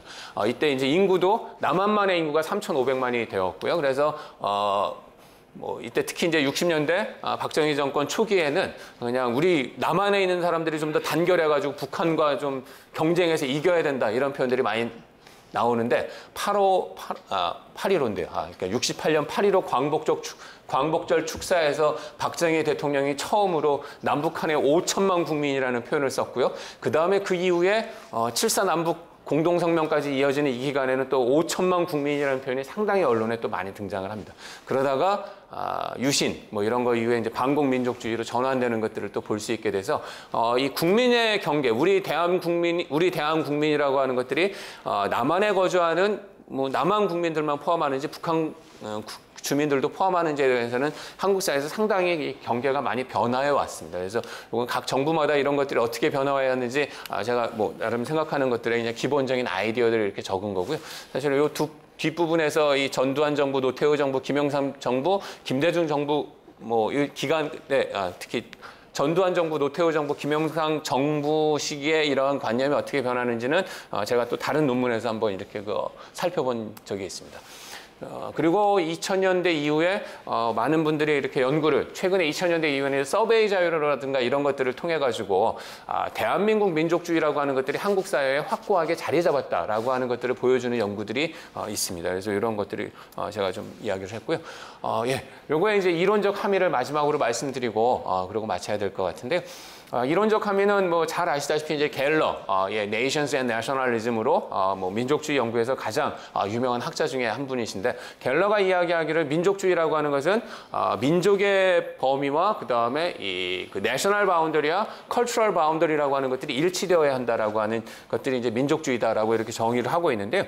한국 사회 같은 경우에는 사실 이제 분단 이후에 민족의 범위와 폴리티컬 바운더리라고 하는 그러니까 국민의 범위라고 하는 것들이 상당히 이제 괴리가 발생한 상황이었고요. 그런 상황에서 제 연구가 보여주고자 하는 것들은 한편으로 여기 있던 건 김일성은 한국 전쟁을 통해서 정치적 경계의 변화를 시도했고 이승만 대통령도 북침을 거론하며 정치적 경계의 변화를 시도했지만 이러한 것들이 실패한 상황에서 민족의 경계와 국가의 경계를 일치시키는 데 있어서 방법은 이제 국가의 경계를 통일을 통해서 국가를 하나로 만들 수 없게 되는 상황에서 민족의 새로운 민족 공동체를 상상하면서 이런 이 갤러가 이야기하는 이런 내셔널리즘의 프린시플을 완성하려고 한다고 이야기를 드려야 될 것 같습니다. 그래서 이러한 새로운 민족주의의 등장, 그 다음에 이 단일 민족주의의 분화와 더불어서 새로운 민족주의의 등장이라고 하는 것들이 우리 한국 전쟁이 남긴 유산 중에서 지금까지 지속되고 있는 유산 중에 하나가 아닌가 싶어서 오늘 이런 내용을 가지고 발표를 했습니다. 시간이 좀 급박해서 서둘러서 발표를 했습니다. 예, 감사합니다.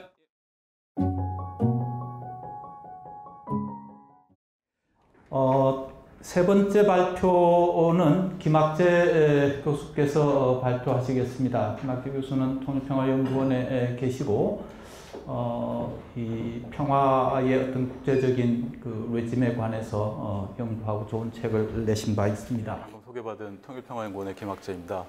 예, 전임 원장님과 또 현임 원장님, 원장님들께서 다 와 계시고, 예, 여러 학내 선생님께서 와 계신 와중에 한국전쟁에 대한 연구를 발표하게 되어서 큰 영광입니다. 오늘은 사실 서두에서 선생님들께서 말씀하셨지만 현실에서 진행되고 있는 상황을 보자면 굉장히 마음이 좀 무거운 상황인데요. 사실은 그럼에도 불구하고 우리가 어떤 과정 속에 있다라고 생각하면서 이 글을 썼습니다. 그리고 최근에 한국전쟁의 유산들을 어떻게 해결할 것인가에 대한 좀 더 구체적인 실천적인 글과 동시에 이제 다소 학술적으로 전반적인 쟁점을 정리하는 글을 동시에 작업하고 있었는데 오늘 준비한 그 자료집에 있는 글은 좀 더 포괄적으로 한국전쟁의 연구와 쟁점들을 제가 리뷰하고 제 생각을 정리하고 싶어서 쓴 글을 바탕으로 오늘 발표를 하게 되었습니다. 좀 더 구체적인 측면은 좀 없는 부분이 있지만 나름의 어떤 그 한국전쟁 연구의 쟁점들을 제 시각에서 제시하기 위해서 작성된 글입니다. 그래서 부제를 이제 한국전쟁의 5가지 쟁점으로 잡았는데요. 이 5가지 쟁점들은 각각의 이제 한국전쟁의 유산이기도 하지만 저는 가급적이면 그 유산들이 지금 현실에 어떻게 놓여 있는가 하는 그 현실의 자리들도 같이 연결해서 좀 말씀드리려고 준비를 했습니다. 그 5가지 쟁점은 보시는 것처럼 첫 번째는 한국전쟁의 기원의 문제에 대한 쟁점이 있고요. 두 번째는 한국전쟁의 성격과 또 한국전쟁 평화체제의 성격에 대한 논쟁이 있습니다. 세 번째는 한국전쟁이 동북아 지역 질서에 어떻게 연결되어 있는가 하는 지역 차원의 질서의 문제가 있고요. 네 번째는 한국전쟁이 남긴 집단적인 기억과 트라우마의 문제가 있습니다. 마지막으로는 과거의 전쟁으로서의 한국전쟁이 오늘날 새롭게 변화하는 전쟁과 새로운 평화의 관점 속에서 어떻게 다시 바라볼 수 있는가 하는 미래의 평화의 관점이 있다고 할 수 있습니다. 첫 번째는 한국전쟁의 기원에 대한 이야기입니다. 한국전쟁에 대한 기원은 잘 아시다시피 그것을 누가 전쟁을 시작했는가, 50년 6월 25일에 누가 전쟁을 시작했는가라는 전통주의적인 논쟁에서 커밍스가 이제 수정주의적인 관점을 가져와서 해방 전후의 역사를 봐야 된다라는 관점을 가져왔고요. 그 이후에 수많은 연구들이 이제 그것을 넘어서고 보완하려는 쟁점들이 진행이 되었습니다.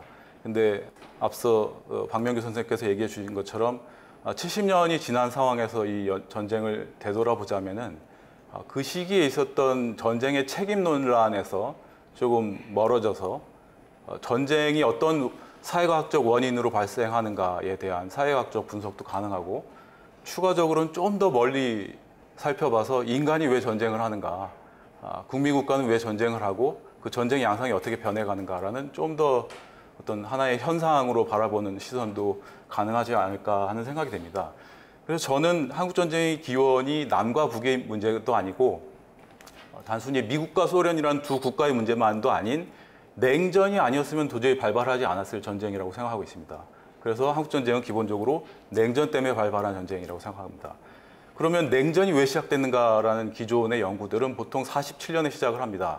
냉전은 트루만 독트린으로 시작을 했고 어떤 조지 캐넌이 엑스아티크를 쓰면서 미국의 봉쇄 정책이 시작이 됐고 그것이 미국과 소련의 전면적인 냉전 대립으로 갔다라는 얘기를 하고 있습니다.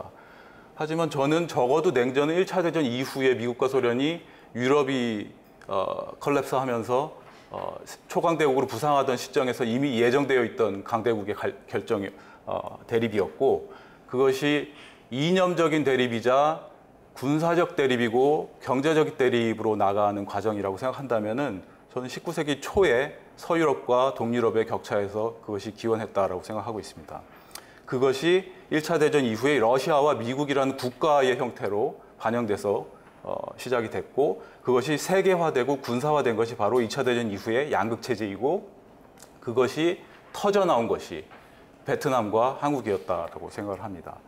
그것이 해소되는 방식은 독일식 방식이 있고 베트남식 방식이 있었고 한국의 사례는 아직도 이제 그것이 해소되지 않은 상황이라고 할 수 있고요. 그래서 한국의 사례는 냉전이 완전히 해소되지 못하고 분단과 전쟁과 주변국 갈등으로 인해서 여전히 고착화되어 있는 상황이라고 생각합니다. 이게 다소 동떨어진 그림으로 보실 수 있지만 그 에스모글루라고 하는 그 유명한 경제사학자가 1800년 당시에 유럽의 농노제가 어떻게 남아있는가를 보여주는 그림입니다. 그리고 이거는 최근에 유럽의 그 국가들 간의 지역별 그 국민 GDP 소득을 보여주는 그림입니다. 제가 볼 땐 여전히 이 서유럽과 동유럽의 격차는 지금도 지속되고 있는데 19세기 초반의 모습에서 크게 달라지지 않았다는 생각을 저는 하고 있습니다.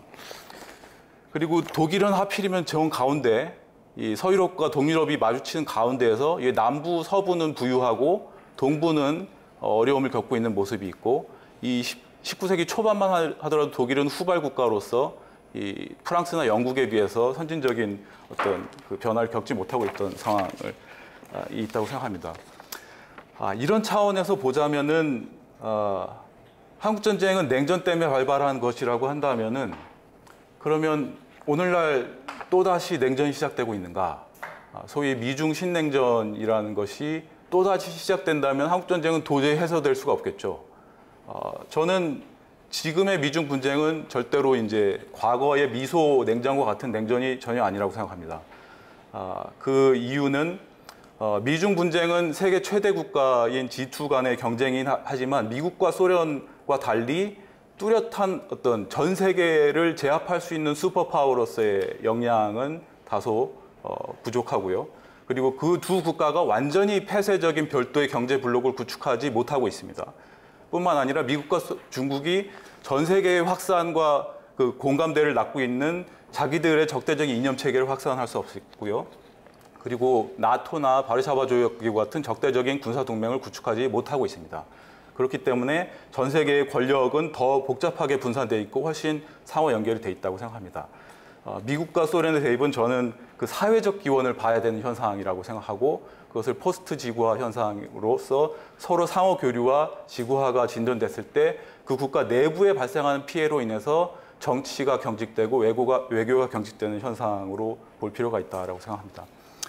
이 그림을 자세하게 설명드릴 상황은 아니지만 비교적 두 국가가 원만하게 교류를 하고 있을 때는 그 국가의 상층, 중간층, 하층 상관없이 민관, 정부, 외교 분야에서 다양한 협력이 가능합니다. 하지만 그 국가 간 교류 협력이 어떤 국가의 특정 계층과 특정 지역에 피해를 낳는 경우에는 그것이 정치적 갈등으로 표출이 되고 그 정치적 갈등이 양극화되고 그 양극화된 입장이 서로 충돌하게 되는 외교 갈등과 혹은 디커플링 현상으로 나타날 수 있다고 생각합니다. 그것이 오늘날의 미중 분쟁이 미소 냉전과 다른 쟁점이라고 생각합니다. 두 번째는 한국 전쟁의 성격과 평화 체제의 성격의 문제인데요. 전쟁의 성격이 어땠고 그로 인한 평화의 성격이 어땠는가를 볼 때 전쟁사 연구에서 한국 전쟁은 1, 2차 대전 시기의 총력전과 냉전 이후의 뉴워라고 하는 새로운 전쟁 그 사이에 있는 냉전적인 상황에서 발생한 전쟁입니다. 그래서 총력전적인 양상, 공중전, 지상전, 군사전, 해상전이 모두 합해진 그 총력전의 양상과 핵이 개발됐기 때문에 절묘로는 나가지 못하는 제한적인 양상이 둘 다가 섞여 있습니다.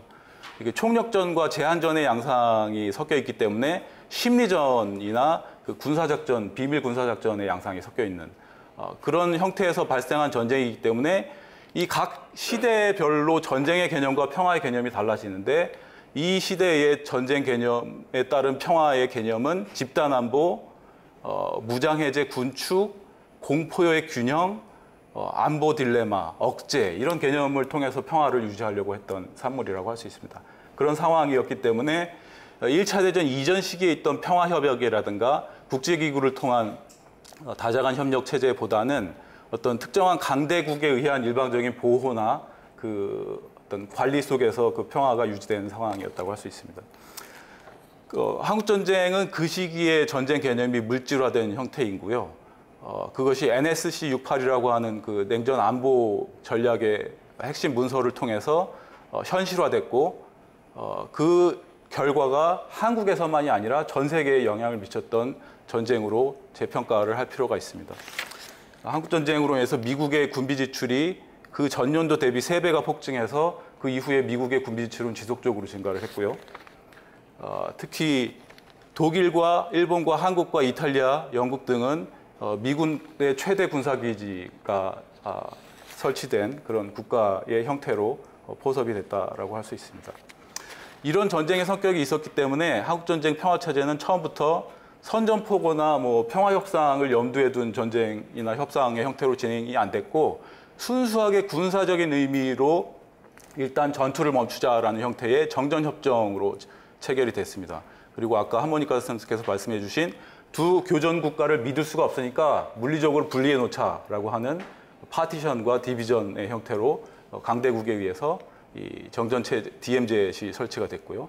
그 이후에 이것은 잠재적인 협정이기 때문에 추가로 고위급 정치회담을 개최해서 한반도 문제의 궁극적 해결을 봐야 된다라는 얘기가 있었지만 그것이 아쉽게도 54년 이후에 현재까지 진행이 되지 않고 있다고 할 수 있습니다. 세 번째 쟁점은 그럼 한국전쟁이 동북아시아의 갈등 구조와 그때는 어떻게 연결되어 있었고 지금은 어떻게 연결되어 있는가에 있어서 외교사 연구하시는 분들이 이제 동아시아 질서가 유럽과 너무 다르기 때문에 왜 동아시아에는 교류 협력이 있지만 안보적, 군사적, 외교적 협력은 없냐라는 거에 있어서 저는 그게 한국전쟁 때문이다라고 얘기를 하고 있습니다. 이 51년에 한국과 중국과 일본을 향한 미국의 정책이 수립이 됐는데 물론 그 전부터 있던 정책들이지만 중국은 한국전쟁에 개입했기 때문에 더더욱 그 주권 국가로서의 주권을 인정하지 않기로 했고 그게 30년 동안 지속이 됐고요. 한국은 정치 문제, 외교 문제 다 빼고 군사적인 문제로 일단 정전을 체결하기로 했고 일본은 독일과 달리 조기 평화협정을 체결하기로 하고 샌프란시스코 협약을 체결했습니다.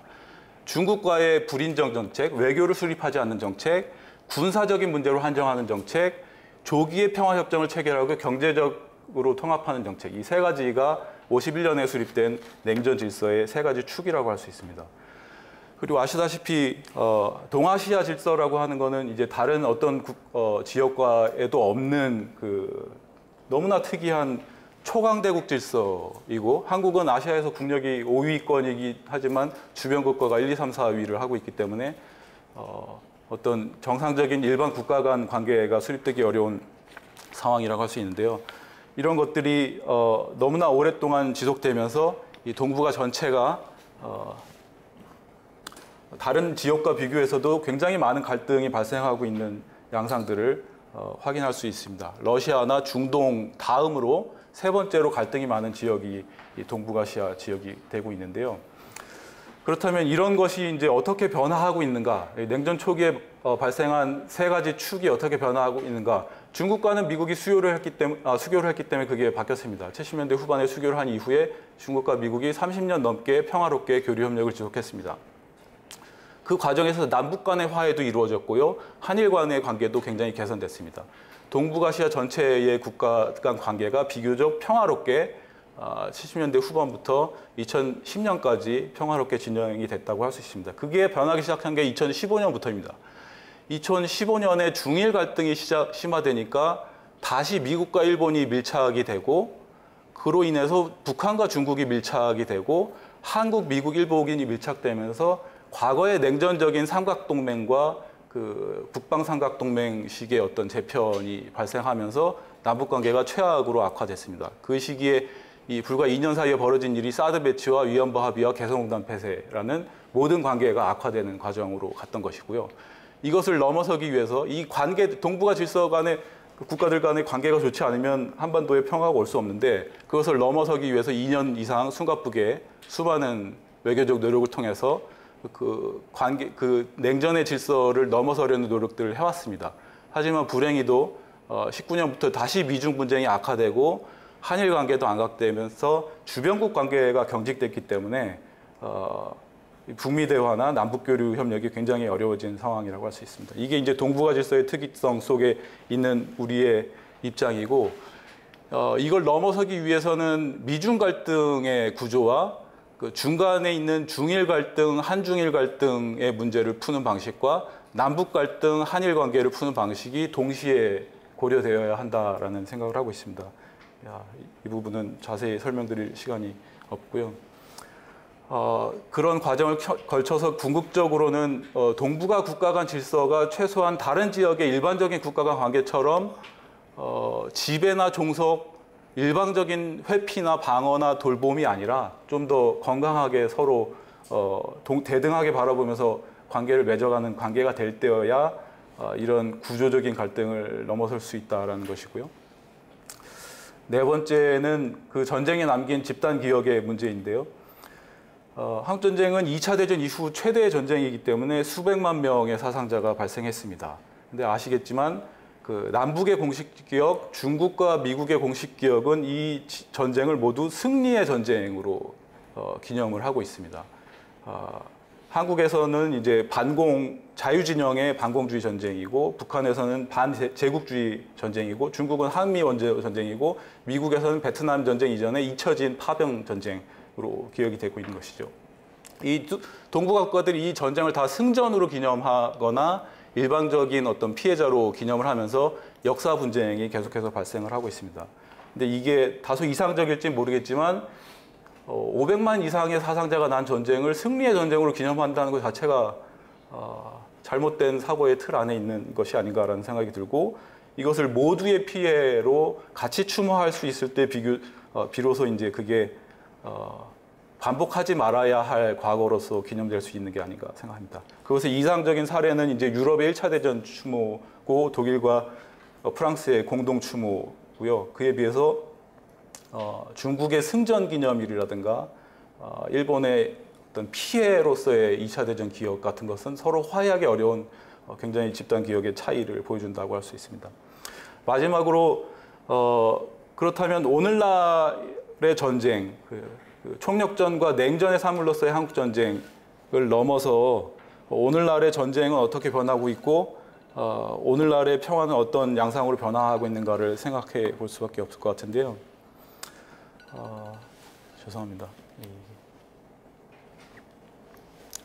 오늘날의 전쟁은 제가 전문가는 아니지만 다양한 새로운 전쟁 개념들을 만들어내는 학파들이 있다라고 합니다. 시나리오 학파는 이란이나 어떤 악의 축에 해당되는 여러 국가들이 전쟁의 음모를 꾸미고 있고, 저 시나리오를 원천 차단하기 위해서 선제 공격을 해야 되고 어떻게 주변에서 억제할 것인가라는 것에 시나리오를 짜는 학파들이고요. 기술학파는 전쟁의 진화하는 기술을 중심으로 바라보는 학파들이고, 역량평가 학파는 그 국가가 갖고 있는 전쟁 역량, 세컨드 스트라이크를 할 수 있느냐, 보복을 할 수 있느냐, 이런 것들을 계속 체크하고 있는 학파고, 신개념 학파는 전쟁의 새로운 개념을 끊임없이 만들어냅니다. 공해전, 억세스를 차단하는 전략, 이런 것이고요. 마지막 글로벌 트렌드 학파는 우리가 직면하고 있는 새로운 위기라고 할 수 있는 금융위기, 에너지 위기, 환경 위기 같은 것들이 어떻게 국가 간 분쟁으로 발전할 수 있는가라는 새로운 그 위기들과 전쟁의 관련성을 찾아보는 연구들입니다. 근데 최근 코로나 때문에도 더 주목을 받게 되었지만, 국가 간 경제 위기가 지정학 위기로 나타나고, 지정학 위기가 또다시 그 국가의 사회적 부담으로 가고, 그것이 환경 위기로 촉발되고 사회적 어려움으로 나타나는 이 다양한 그 지구적 리스크들의 상호작용들이 잘 분석이 되고 있습니다. 2008년 이후의 세계의 그 리스크의 동향을 살펴보면 너무나 뚜렷하게 금융위기가 지정학 위기로 나갔고 그 지정학 위기가 경제 위기로 나갔고 경제 위기가 사회 위기를 촉발해서 그것이 다시 불평등과 그 환경 문제로 나아가는 양상들이 나타나고 있습니다. 그런 와중에 우리가 올해 초에 이제 코로나 위기라는 새로운 초유의 위기를 직면했다고 할 수 있는데요. 이런 상황에서 우리가 과거의 전쟁과 과거의 평화를 어떻게 넘어서 새롭게 대비해야 될 현실, 오늘날의 현실로서의 평화를 어떻게 만들어갈 것인가를 고민해 볼 수 있는 중요한 시간이 아니었나 하는 생각이 듭니다. 시간이 이미 많이 초과를 했기 때문에 한마디로 동북아 국가 간의 굉장히 지배적인 정서라는 것은 생존 투쟁의 관점입니다. 뇌를 연구하는 분들이 트라우마를 겪은 사람들의 뇌를 조사했더니 생존에 대한 투쟁이 너무나 강력하게 자리를 잡고 있고 그 사람들의 관계를 어떻게 잘 만들 것인가, 어떻게 이성적인 판단할 것인가 하는 뇌가 굉장히 축소되어 있다고 합니다. 그에 비해서 정상적인 그 두뇌 발달할 경우에는 생존은 당연하게 보장되는 것이기 때문에 걱정할 필요가 없고 어떻게 좋은 관계를 만들고 타자에게 공감을 하고 그걸 넘어서 감정에서 넘어서서 더 거리를 두고 분석할 수 있는가라는 것이 일반적인 정서라고 하는 것이죠. 하지만 동북아의 국가 질서와 한국전쟁의 유산이라고 하는 것은 끊임없이 생존과 투쟁만을 고민하게 만드는 그 유산을 남긴 것이 아닌가 하는 생각이 듭니다. 그래서 이런 것을 넘어서기 위해서는 한국전쟁 문제만 아니라 동북아 질서 전체를 어떻게 더 바람직한 관계로 만들어갈 것인가에 대한 고민이 필요하다라고 생각합니다. 예, 이렇게 5가지 쟁점에 대해서 나름의 결론을 말씀드렸습니다. 예, 이것으로 마치겠습니다. 예, 감사합니다. 예, 감사합니다. 여러분들이 들어서 이미 느끼시겠지만 이 세 분의 발제가 한국전쟁이 남기고 있는 현재적 유산을 여러 측면에서 잘 밝혀주셨다고 생각합니다. 세 분의 논평을 통해서 이 논의와 또 우리의 생각을 좀 더 확장시키는 기회를 갖도록 하겠습니다. 발표는 우리가 순서를 좀 바꿨지만 논평은 예정된 방식대로 논평을 진행하겠습니다. 아까 말씀드린 대로 지금 상황 때문에 한 분씩 나오셔서 논평해 주시고 논평은 아까도 부탁드렸습니다마는 7분에서 10분을 최대로 넘지 않도록 해주시면 감사하겠습니다. 그러면 김범수 교수님 발표에 대해서 통일평화연구원에 계시는 김병로 교수께서 발제해 주시겠습니다. 김병로 교수님은 북한에 대한 오랜 연구를 해오신 시고 아마 좋은 논평을 해 주실 것이라고 생각합니다. 예, 부탁합니다. 예, 제가 김범수 교수님 이제 발제를 토론을 맡게 됐는데요. 김범수 교수님께서 해주신 내용은 우리 이제 최근에 대한민국 민족주의라는 그런 얘기가 나오는데 그 단일 민족주의에서 대한민국 민족주의로 변화되는 과정에서의 그 한국 전쟁을 통해서 어떻게 분화 발전되었는가 이 그 시작점 를 정확히 지적해 주시고 그 언저리에 있던 문제들을 논의해 주셨다 생각합니다. 그래서 이제 세 가지 민족주의가 그때 이제 발현이 됐다 이렇게 말씀해 주셨습니다. 네, 이제 제가 한 3가지 정도로 논평 내지는 논의를 확장시키고자 하는데 그러니까 제 느낌에는 두 번째 얘기했던 그 반공민족주의라는 것이 과연 그게 민족주의라고 할 수 있나 이런 생각을 하면서 오히려 단일민족 민족주의라는 그 개념이 이제 대한민국 민족주의로 이렇게 전환되면서 그 과정에서 반공민족주의라는 저는 반공주의라고 보고 싶은데요. 그 반공주의가 어떤 역할을 하고 있는가 또 했는가 이런 측면에서 논지를 전개해 주시면 굉장히 더 좋았겠다 이런 생각을 한편으로 합니다. 그러면서 제가 이제 반공주의는 이제 그게 어떻게 그 두 사이에서 역할을 했는가 이렇게 해주면 좋겠고 제가 이제 다른 하나는 이제 단일 민족주의에 대해서 제가 조금 다른 견해를 가지고 있는데 왜냐면은 그 대부분 이제 한국학이나 한국 쪽에 연구하시는 분들의 민족주의 연구를 보면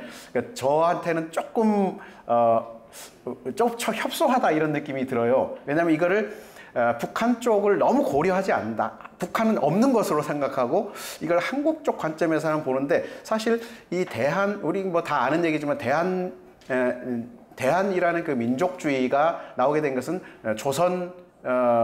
그 민족주의가 그 당시는 없었지만 조선이라는 의식 속에서 고종이 이제 대한 제국을 만들면서 대한이라는 것을 굉장히 강조하면서 역사적으로 왜 대한이냐, 삼한 얘기를 하면서 이제 역사를 좀 바꾸는 거죠. 그때 당시에는 고종이 추구했던 것은 이제 근대적인 열망이 하나 있고 다른 하나는 일제로부터 좀 이제 반일이라는 그런 기치를 내걸면서 이 두 가지 의미가 거기에 대한에 담겨 있다고 보는데요. 근데 그러나 이제 이게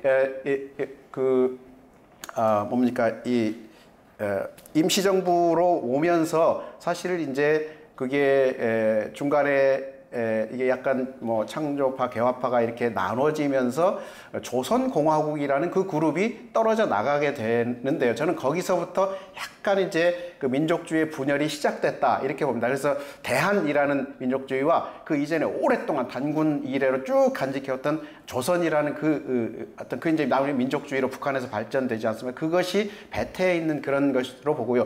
당연히 이제 남북이 나눠지고 또 두 개의 조선과 한국의 정부가 들어서면서는 저는 이제 그때부터는 완연하게 대한민국 민족주의와 또 조선 민족주의로 저는 이제 나눠졌다라고 봅니다.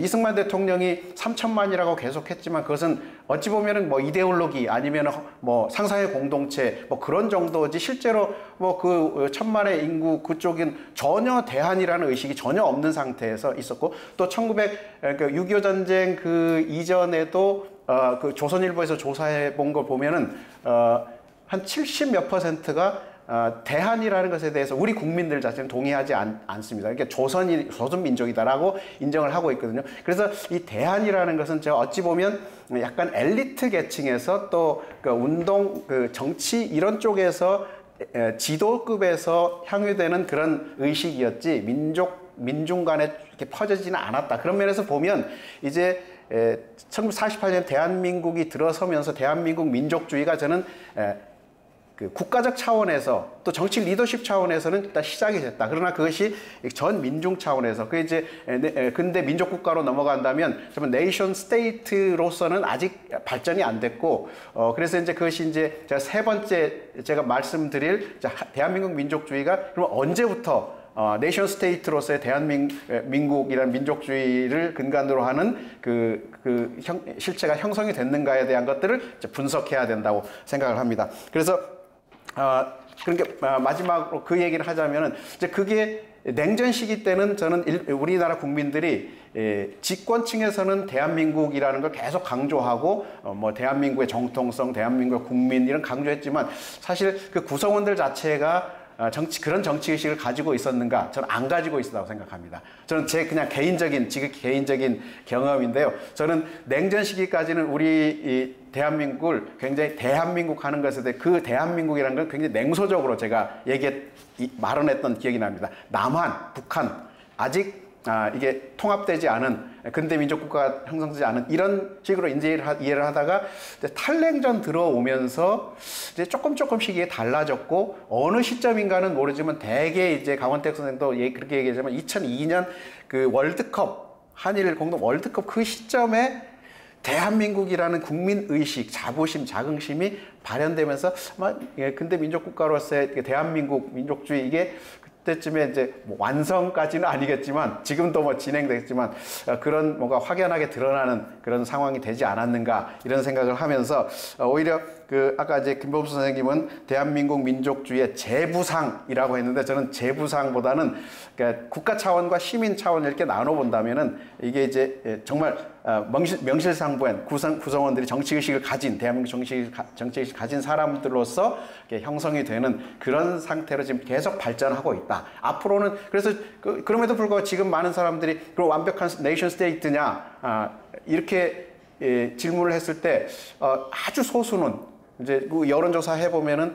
아직도 불완전한 국가다, 통일을 해야만 된다라는 의식을 가진 사람이 소수는 있다고 봅니다. 그런 면에서 실체적으로는 내션 스테이트가 됐지만 또 디바이드 스테이트 분단국으로서 남북이 뭔가 좀 조선과 한국 민족, 조선 민족과 한민족을 어떻게 통합해서 진짜 우리 민족이라는 단일 민족으로 구성할 것이냐라는 그 싸움은 소수는 여전히 의식하고 그런 걸 추구하고 있다라는 점에서 저는 이제 통일 지금 이제 그걸 어떻게 평가하고 분석해야 될 것인가에 대한 문제의식을 가지고 있는데 그런 측면에서 주로 지금까지 한국학 또는 한국민족주의 연구하시는 분들이 조금 더 지평을 넓혀서 북쪽에서 조선민족제일주의라고 이제 그쪽은 또 자기들이 또 발전시킨 그 제한적인 그 민족들을 어떻게 통합해서 연구할 것인가라는 그런 관점에서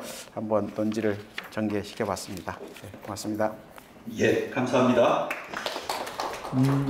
그럼 두 번째 하모니카 선생 발표에 대해서 대구대학의 최철영 교수께서 논평해 주시겠습니다. 예, 뭐 대구 멀리에서 왔다고 말씀을 주셨는데 대구 사람들은 서울 멀다고 생각하지 않습니다. 가깝다고 생각합니다. 예, 아마 이 서울 분들은 대구 한번 내려가기가 쉽지 않아서 멀다고 느끼실 텐데 뭐 그게 아마 이 수도권과 이 지역의 그 인식의 차이가 좀 있는 것 같습니다. 예, 우선 이 제가 하모니카 선생님의 그 발표에 대해서 토론을 하기 전에 오늘 서울대학교 통일평화연구원 설립 14주년을 축하드리기도 하고요. 또 오늘 이 세미나 이 주제가 이 오래된 전쟁, 새로운 평화 이렇게 되어 있습니다. 근데 제가 오늘 이제 말씀드려야 될 내용은 사실은 오래된 군대 UNC와 새로운 전선으로서 우리 한국과 뭐 UNC의 문제 또는 한국과 미국의 문제가 아닌가 싶습니다. 아마 그런 시각에서 이 발표도 처음 시작된 것으로 이해가 되고요. 예, 하모니카 교수님께서 이제 유엔사 규정과 유엔사의 DMZ 관리라고 하는 주제로 발표를 하셨는데 사실 유엔사 이 규정, 레귤레이션까지 본다고 하는 것은 굉장히 디테일한 문제라서 그런데 또 이 디테일한 문제 속에서 우리가 뭐 많이 상투적으로 말하듯이 이 악마는 디테일에 있다고 UNC의 규정으로 인해서 이 UNC의 역할이 단순하게 한반도에 있어서의 그 방어 또는 이 평화 촉진이 아닌 또 다른 한반도의 평화를 위해서 넘어야 될 어떤 이 장애로 역할하는 것이 아닌가 하는 그런 생각을 합니다. 그러니 악마적인 이 디테일 문제를 아주 깨알같이 연구를 해서 제가 연구자로서 또 다른 재미를 느낄 수 있는 그런 이 발표가 아니었나 싶습니다. 이 하모니카 선생님께서 이 결론에서 말씀하셨듯이 이 정전협정이 이제 뭐 사무나 사실상 되어 있는데 이 상황에서 그 UNC의 역할이라고 하는 것이 결국은 문제가 많다라고 하는 건데요. 사실 이 UNC의 문제는 2000년 6.15 그리고 2007년 14선언 그리고 2018년의 4.27 또 이 9.19 등 남북 간의 아주 어떤 이 신기원적인 이 평화를 위한 전기가 마련될 때마다 항상 같이 문제되었던 문제가 바로 UNC의 역할이었습니다. 남북이 무엇을 할 수 있는지 또 남북이 이 소위 그 DMZ를 넘어서서 또 이 DMZ 주변에서 무엇을 할 수 있는지에 대해서 늘 발목을 잡고 있었으니까요. 그런 측면에서 보면 분명히 이제 악마는 디테일에 있고 UNC에 있었던 거죠. 어떤 악마냐면 한반도에서 새로운 평화를 만들어가는 데 있어서 악마적인 역할을 한 거죠. 예, 그런 측면들이 사실 저는 이제 이 규범학을 하니까 규범적인 측면에서는 UNC가 처음 만들어진 법률적인 또는 국제법적인 근거로서 유엔 안보리의 결의 84호 그리고 이 한국 정전 협정 그리고 UNC의 이 지침으로서의 규정 이 3자 간의 위계에 있어서 이 부조리와 불합리라고 하는 그런 것에서 나타난다고 생각합니다. 처음 UNC가 만들어진 법률적인 근거로서 유엔 안보리의 결의는 오로지 방어를 위한 목적으로 유엔군 사령부를 설치했거든요. 그런데 이 UNC는 방어 목적을 넘어선 활동을 전쟁 과정에서도 했고요. 왜냐하면 38도선을 넘어갔거든요. 쭉 넘어갔고요. 그 다음 UNC가 당사자가 돼서 한반도에서 적대 쌍방이라고 얘기할 수 있는 북한, 중국과 UNC가 정전협정을 체결했습니다. 실질 당사자 논리에 보면 이제 한국도 포함됐다라고 하는 거지만 형식 당사자 논리로만 보면은 UNC 총사령관이 형식 당사자인 거예요. 그러니까 한국 정전협정이 지금 사문화되어 있다. 제가 뭐 그렇게들 얘기하는데요. 이 사문화된 한국 정전협정, 한국은 형식 당사자가 아니기 때문에 정전협정에 대해서 뭐라고 얘기할 수 없습니다. 하지만 북한은 당사자니까 무효화됐다고 얘기할 수 있는 거예요. 그러면 한국 정전협정 체제 하에서 한국이 할 수 있는 건 무엇일까요? 그래서 저는 제 나름대로의 결론은 한반도, 특히 이 대한민국의 관할권 안에서의 모든 영토 내에서 한국 정전협정의 효력 적용 배제 선언을 해야 된다. 이것이 국제법상 하나의 일방행위로 가능하다고 저는 생각을 합니다. 더더욱이 UNC라고 하는, UN이라고 하는 이름을 가지고 있는 이 연합군 사령부인데요. UN 헌장 그 자체도 모든 이 회원국으로 표현되는 이 국제사회의 국가의 기본적인 이 주권에 관한 사항에 대해서 유엔은 어떠한 간섭도 할 수 없다고 돼 있거든. 개입할 수 없다고 돼 있거든. 그렇다라고 하면 이 대한민국이 이 주권이라고 하는 차원에서 이 정전협정의 당사자가 아니니까 정전협정을 무효화하거나 사문화하거나 할 수는 없지만 효력의 배제를 하는 선언은 할 수 있다. 이 효력의 배제는 어떤 의미를 갖느냐 하면 결국 이 정전협정에 의해서 DMZ를 관리할 권한을 갖고 있는 UNC가 우리 한반도에서 역할을 할 수 없도록 하는 거죠. 법률적인 근거가 없어졌으니까. 효력이 배제되었으니까. 그것을 통해서 이 DMZ가 남북 기본 합의서에 의해서 사실상 이 군사의 붕괴선이 아닌 불가침선으로서 진짜 역할을 하게 하고 그 밑에 선들은 이 역시 접경지역으로서 활용할 수 있고 남북 간의 그런 이 평화적인 이 관리가 가능한 지역으로 넘어갈 수 있다라고 하는 저는 생각을 갖고 있습니다. 더더욱이 지금 정부가 DMZ를 평화관리지대 또는 평화지대로 만든다고 하는데 그 모든 것들은 그것이 없이는 이루어질 수가 없다라고 하는 겁니다. DMZ라고 하는 개념이 그대로 살아있는 한 그건 군사분계선이거든요. 오로지 군사적인 성격에 의한. 그 상황에서 그 큰 틀에 아래에 있는 우리 대한민국 정부를 그걸 어떻게 근본적인 성격을 변화시킬 수 있겠습니까? 오래된 전쟁이거든요. 정전협정 지금 67년, 68년 됐습니다. UNC 만들어진 지 70년 됐어요. 그 사이에 대한민국 헌법은 수십 차례 바뀌었거든요. 6공화국입니다. 지금 공화국도. 우리 대한민국 헌법보다 더 우위에 있는 것이 지금 유엔사의 규정이 돼버린 거예요. 레귤레이션이 대한민국 헌법 위에 있는 결과가 돼버렸거든요. 이것이 지금 현재 대한민국을 규율하고 있는 안보법 체계에 있어서의 모순과 부조리라는 겁니다. 이런 모순과 부조리가 있기 때문에 4.27이 이행이 안 되고요. 9.19가 이행이 안 되고 지금 현재 2020년 6월 23일 현재 우리 남북의 상황 왜 그렇게 될 수밖에 없을까요? 2년 전에 이 남북이 그렇게 환호하던 우리 민족 모두가 그렇게 환호하던 그 결과들이 왜 이행이 안 됐을까요? UNC 레귤레이션입니다. 정전협정이고요. 예. 그래서 그러한 그 변화가 반드시 필요하다. 형식적으로 보면 유엔군 사령부하고 북한의 KPA하고 같은 동급입니다. 근데 지금 하모니카 선생님은 이걸 북한과 유엔사, 한국과 유엔사, 그리고 남북 다 수평 세계 구조라고 했거든요. 그렇지 않습니다. 유엔사를 중심으로 북한은 대등 구조고요. 유엔사를 기준으로 해서 한국은 그 밑에 하부 구조에 있습니다. 하부 구조에 있는 우리 남한과 북한이 같은 구조라고 하니까 논리적인 모순이 생긴 거예요. 그러니까 작동이 안 되는 거죠.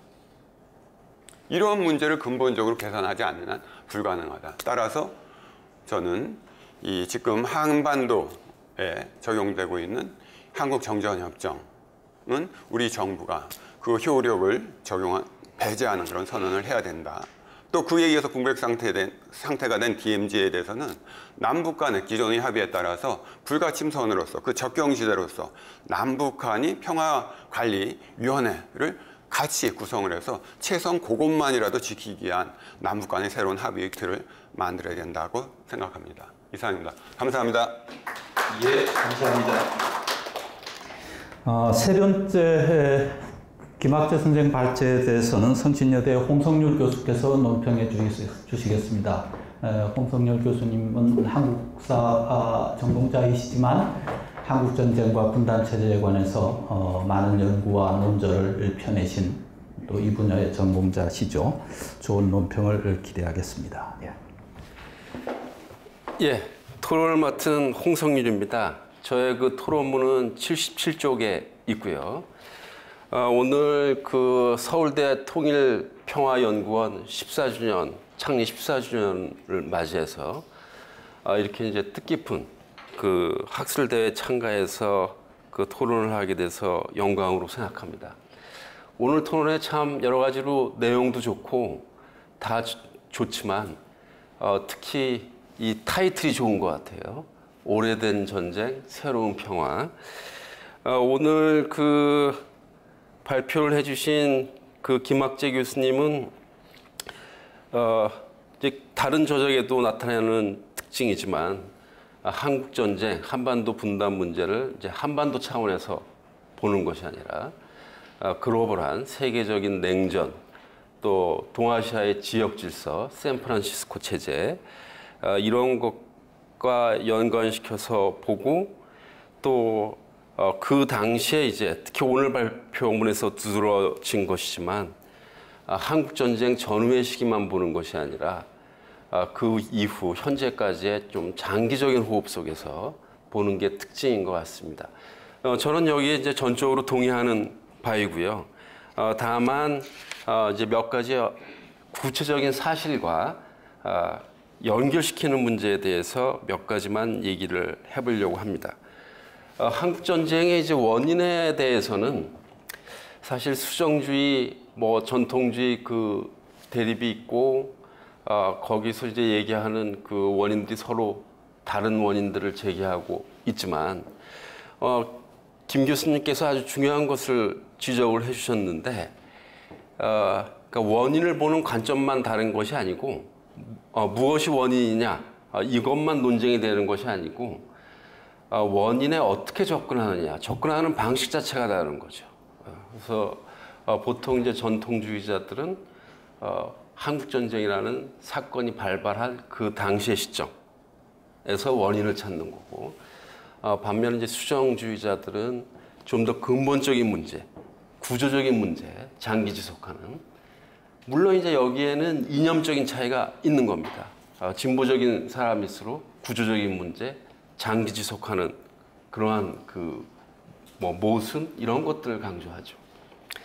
그런데 한편으로는 이 문제는 또 이 분단과 전쟁을 보는 관점의 차이이기도 한데요. 대체로 수정주의, 전통주의를 떠나서 한국 사람들은 한국 전쟁의 원인을 얘기할 때 분단과 연관시키는 경향이 있습니다. 그러니까 분단이라는 것이 전쟁을 낳았다. 이런 사고방식을 많이 갖고 있는데 반면에 이제 서구의 학자들 같은 경우에는 분단, 해방 직후, 주로 이제 브루스 커밍스가 썼던 해방 직후의 이러저러한 문제하고 한국 전쟁은 별개다. 다른 차원의 이야기다. 이제 그렇게 얘기를 하는 경향이 있습니다. 근데 제가 이제 이 얘기를 하는 이유는 사실 우리가 분단 극복을 얘기할 적에도 이제 많은 사람들이 한반도의 분단 상태, 평화 정착 어떻게 이루느냐. 한쪽은 남북한의 이제 통합을 강조하는 사람도 있지만 남북의 이제 평화 공존을 강조하는 측면도 있잖아요. 네. 그래서 분단이라는 게 전쟁하고 이렇게 직접적인 원인을 갖지 않는다면은 평화 공존이 답일 수가 있는 거죠. 그렇지만 분단 자체가 전쟁을 일으키는 중요한 그 원인을 형성했다 그러면은 꼭 그게 뭐 민족 통합은 아닐지라도 남북한이 이제 하나의 단위로 뭐 남북 연합이 됐든 연합적인 통합체이든 아니면 유럽 통합 방식이든 남북의 통합이라는 문제가 또 이 평화와 관련이 지어질 것 같습니다. 그래서 이 점에 대해서 김 교수님들의 말씀을 좀 더 들었으면 하고요. 두 번째는 이제 총력전과 제한전 문제인데 1950년대 우리나라 이 군대에 있던 분이 그 군대에서 나오는 잡지에 뭐라고 글을 썼냐면은 한국 전쟁을 제한전이라고 얘기하는 사람도 있는데 도저히 받아들일 수 없는 거다. 한국 전쟁이 왜 총력전이었지 제한전이냐. 이런 글을 쓴 게 있어요. 그러니까 우리가 국민의 모든 것을 다 바쳐갖고 적과 싸웠는데 이게 왜 총력전이지 제한전이냐 그런 얘기죠. 근데 이제 그거는 그분이 이제 개념을 조금 잘못 이해를 하신 거죠. 총력전이냐 뭐냐 하는 문제는 국가 동원 시스템의 문제고 전쟁 동원 시스템의 문제고 제한전이냐 아니냐 하는 거는 국제관계에서 나오는 건데 근데 이제 보면은 한국 전쟁의 중요한 특징이 제한전 규칙을 확립한 전쟁이죠. 미국이 이 전쟁에 직접 끼어들어서 참전을 하면서도 이 전쟁이 소련과의 전면 전쟁이 안 되게 만들려고 아주 처음부터 아주 세심한 주의를 기울입니다. 그래서 그거를 제가 나열하면 시간이 안 되니까. 그리고 이 제한전이라고 하는 것이 한국 전쟁을 통해서 이제 규칙이 마련이 되고 베트남 전쟁에도 관철이 되고 또 그 제한전 규칙이라는 건 결국 한반도 주변에 이제 강대국이 합의해서 만든 건데 암묵적인 합의를 통해서 그게 유지가 되니까 한반도의 분단이 또 장기 지속이 되는 거겠죠. 근데 지금은 이제 이게 이 제한전 논리가 크게 위험에 처하게 된 건데 북한이죠. 이제 북한이 강대국이 이제 그런 합의가로 분단을 이어간다 하더라도 자기들은 여기서 불편하니까 핵을 개발한다. 그래서 우리도 중국 소련이 미국하고 한 것과 마찬가지로 미국과 핵균형을 이루겠다. 이렇게 나오는 거죠. 그래서 이제 이 문제에 대해서 사실 그 평화체제 구축을 김학재 교수님께서 얘기를 하고 있지만 이 북한 핵 보유, 개발이 갖는 의미에 대해서는 좀 직접적인 말씀을 안 하셨는데 여기에 대해서 얘기가 있었으면 좋겠고요. 그리고 이제 냉전의 다양성의 문제인데 사실 냉전 시기에 보면은 건의 스님이 주장을 한 거지만은 서구의 강대국 사이에서는 냉전은 긴 평화였죠. 오래된 평화였습니다. 거기에는 전쟁이 없고 약소국들만 이제 전쟁을 하는 것인데 중국도 보면은 중국이 처음부터 강대국으로 취급받았던 것은 아니고 사실 중국의 한국전 참전은 상당히 이제 소련에 의존할 수밖에 없는 사회주의 건설을 위해서 그러한 상황 속에서 소련에 의해서 부담이 떠넘겨진 거죠. 중국한테. 이제 그런 측면들이 있었는데 그 중국은 아무튼 이 전쟁에 참가해갖고 미국한테 비겼다는 거죠. 그러니까 이 전쟁을 통해서 강대국으로 좀 인정을 받는 거죠. 그래서 제가 그 발제문에 써놨지만은 중국 학자 유진, 우군이라는 분이 있는데 이제 이분은 뭐라고 얘기하냐면은 한국 전쟁을 통해서 중국은 한반도의 휴전선, 베트남의 북위 17도선을 경계로 미국과 완충지대를 형성하고 대치를 함으로써 중국과 미국이 막 열전을 종식시키고 명실상부한 냉전으로 접어들게 되었다. 그러니까 중국은 처음에는 강대국의 아인에서 열전을 치러야 됐지만 한국전쟁을 통해서 강대국으로 부상해서 이제는 다른 강대국과 냉전을 구성하게 됐다는 것이죠.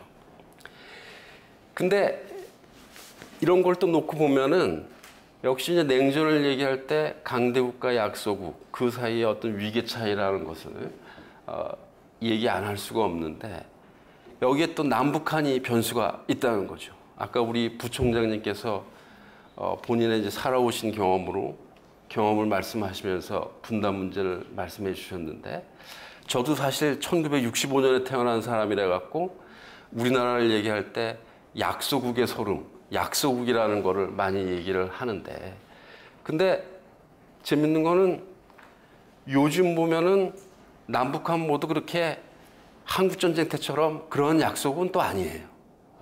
특히 이제 남쪽의 대한민국은 요즘 유튜브에 보면은 뭐 하여튼 이 엄청난 그 자부심을 갖고 있는 것 같아요. 한국 사람들이. 근데 그럼에도 불구하고 또 유엔군 사령관 오늘 또 한 발표문들을 보면은 여전히 주권이나 뭐 이런 거에 상당히 또 제약이 있는 나라이기도 하고. 그래서 이러한 그 한국전쟁 70년 그 기간 동안, 그것이 끝나고 70년이 지난 동안 남북한이 상당히 국제적으로 지위가 변화했는데 이 부분을 어떻게 고려해서 또 평화를 얘기할 것인가. 이게 좀 중요한 문제가 아닌가 생각합니다. 예, 시간이 너무 늦게 돼서 죄송합니다. 감사합니다. 예. 제가 사회자로서 좀 월권을 하다시피 발표자들과 토론자들 시간을 체크를 했음에도 불구하고 이제 5분밖에 남질 않았습니다. 원래 예정대로 하면 한 20분 정도 플로우의 시간도 좀 갖고 답변도 하면서 그 견해들을 좀 더 확장시킬 기회를 갖고 싶었는데 저는 이런 행사에서는 청중들에게 약속한 시간을 지키는 것이 대단히 중요한 책임이라고 생각을 하기 때문에 12시에 정확히 마치려고 합니다. 그래서 이 논평에 대한 답변은 굳이 여기서 하지 않아도 되겠다고 생각합니다. 이거는 양해를 부탁을 드리는 이유가 하나는 우리가 다 들었다시피 논평 자체가 무슨 잘못을 지적하는 문제보다는 생각을 좀 더 하고 좀 더 다른 측면을 확장할 수 있는 부분이 있지 않나 하는 부분을 말씀해 주신 것이기 때문에 충분히 그런 차원에서 수용 가능한 것이라고 생각하는 것이 한 이유고, 두 번째 이유는 저는 이런 유형의 그 학술회의의 가장 큰 목적은 공통된 합의를 찾기 위함이 아니고 무엇이 쟁점인가를 확인하는 것이 더 중요하다고 생각하기 때문에 질문과 쟁점을 확인하는 것으로 우리의 목표는 충분히 달성했다고 생각하는 것이 또 하나의 이유입니다. 그래서 굳이 세 분이 이 귀한 논평을 해주셨지만 발제자들께서 논평자들에게는 각각 필요한 답변을 해주시기를 바라고, 우리 오늘 참석하신 분들은 발제와 논평에서 나온 여러 가지 의미 있는 생각과 이견들, 또 그것은 앞으로 우리가 더 해야 할 몫이라고 생각을 하는 것으로 이 답변의 이 상황은 약하겠습니다. 저도 사실은 들으면서 다 흥미로웠고 발제와 관련해서 하나씩 다 떠오르는 질문이 있었습니다. 예컨대 한모니카 선생 발표를 들으면서는 이 유엔사에 그런 부분이 있다 하더라도 앞으로 미래적으로 유엔사가 할 수 있는 역할은 무엇일까, 이런 부분이 좀 생각도 되고, 김범수 선생님 발표를 들으면서는 분화라고 하는 개념과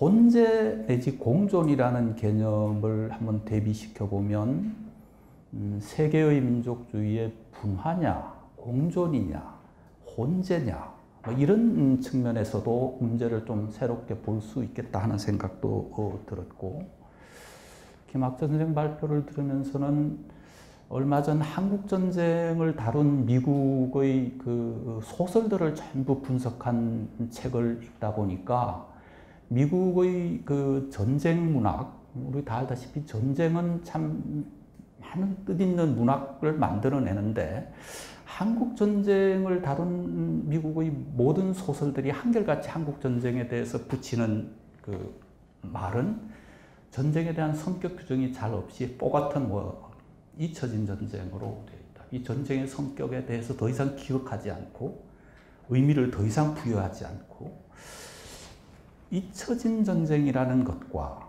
그럼에도 불구하고 지속적으로 남아있고 군사적인 성격이 강하게 작동하는 이 부분을 어떻게 해명할 것인가 뭐 이런 질문들이 제게도 좀 떠올랐습니다. 앞으로 우리가 다 같이 풀어야 할 숙제가 아닐까 싶습니다. 오늘 저희가 한 이 심포지움의 타이틀이 오래된 전쟁, 새로운 평화입니다. 참 좋은 타이틀인데 저는 약간 이 발표와 또 이걸 들으면서 어쩌면은 우리가 이 발상을 좀 새롭게 한번 던져볼 필요도 있겠다라는 생각을 하게 됩니다. 무슨 말씀이냐 하면 저 앞에 붙은 저 형용사들을 거꾸로 붙여 볼 수 있다. 새로운 전쟁, 오래된 평화. 한국은 끊임없이 새로운 전쟁들이 지금 재구성되고 있고요. 전쟁의 성격이 달라지면서 잊혀지고 있는지는 몰라도 여전히 전쟁의 양상과 적대와 무력이 곳곳에서 지속되고 있는 부분이고, 평화는 우리가 늘 새로운 걸 말하는 것 같지만 어떤 면에서 보면 우리가 평화에 대해서 상상하는 것이 대단히 넓고 관행적이고 늘 하는 얘기를 또 하는 부분은 없는가? 정말 오래된 전쟁을 종식하고 새로운 평화를 열어가려면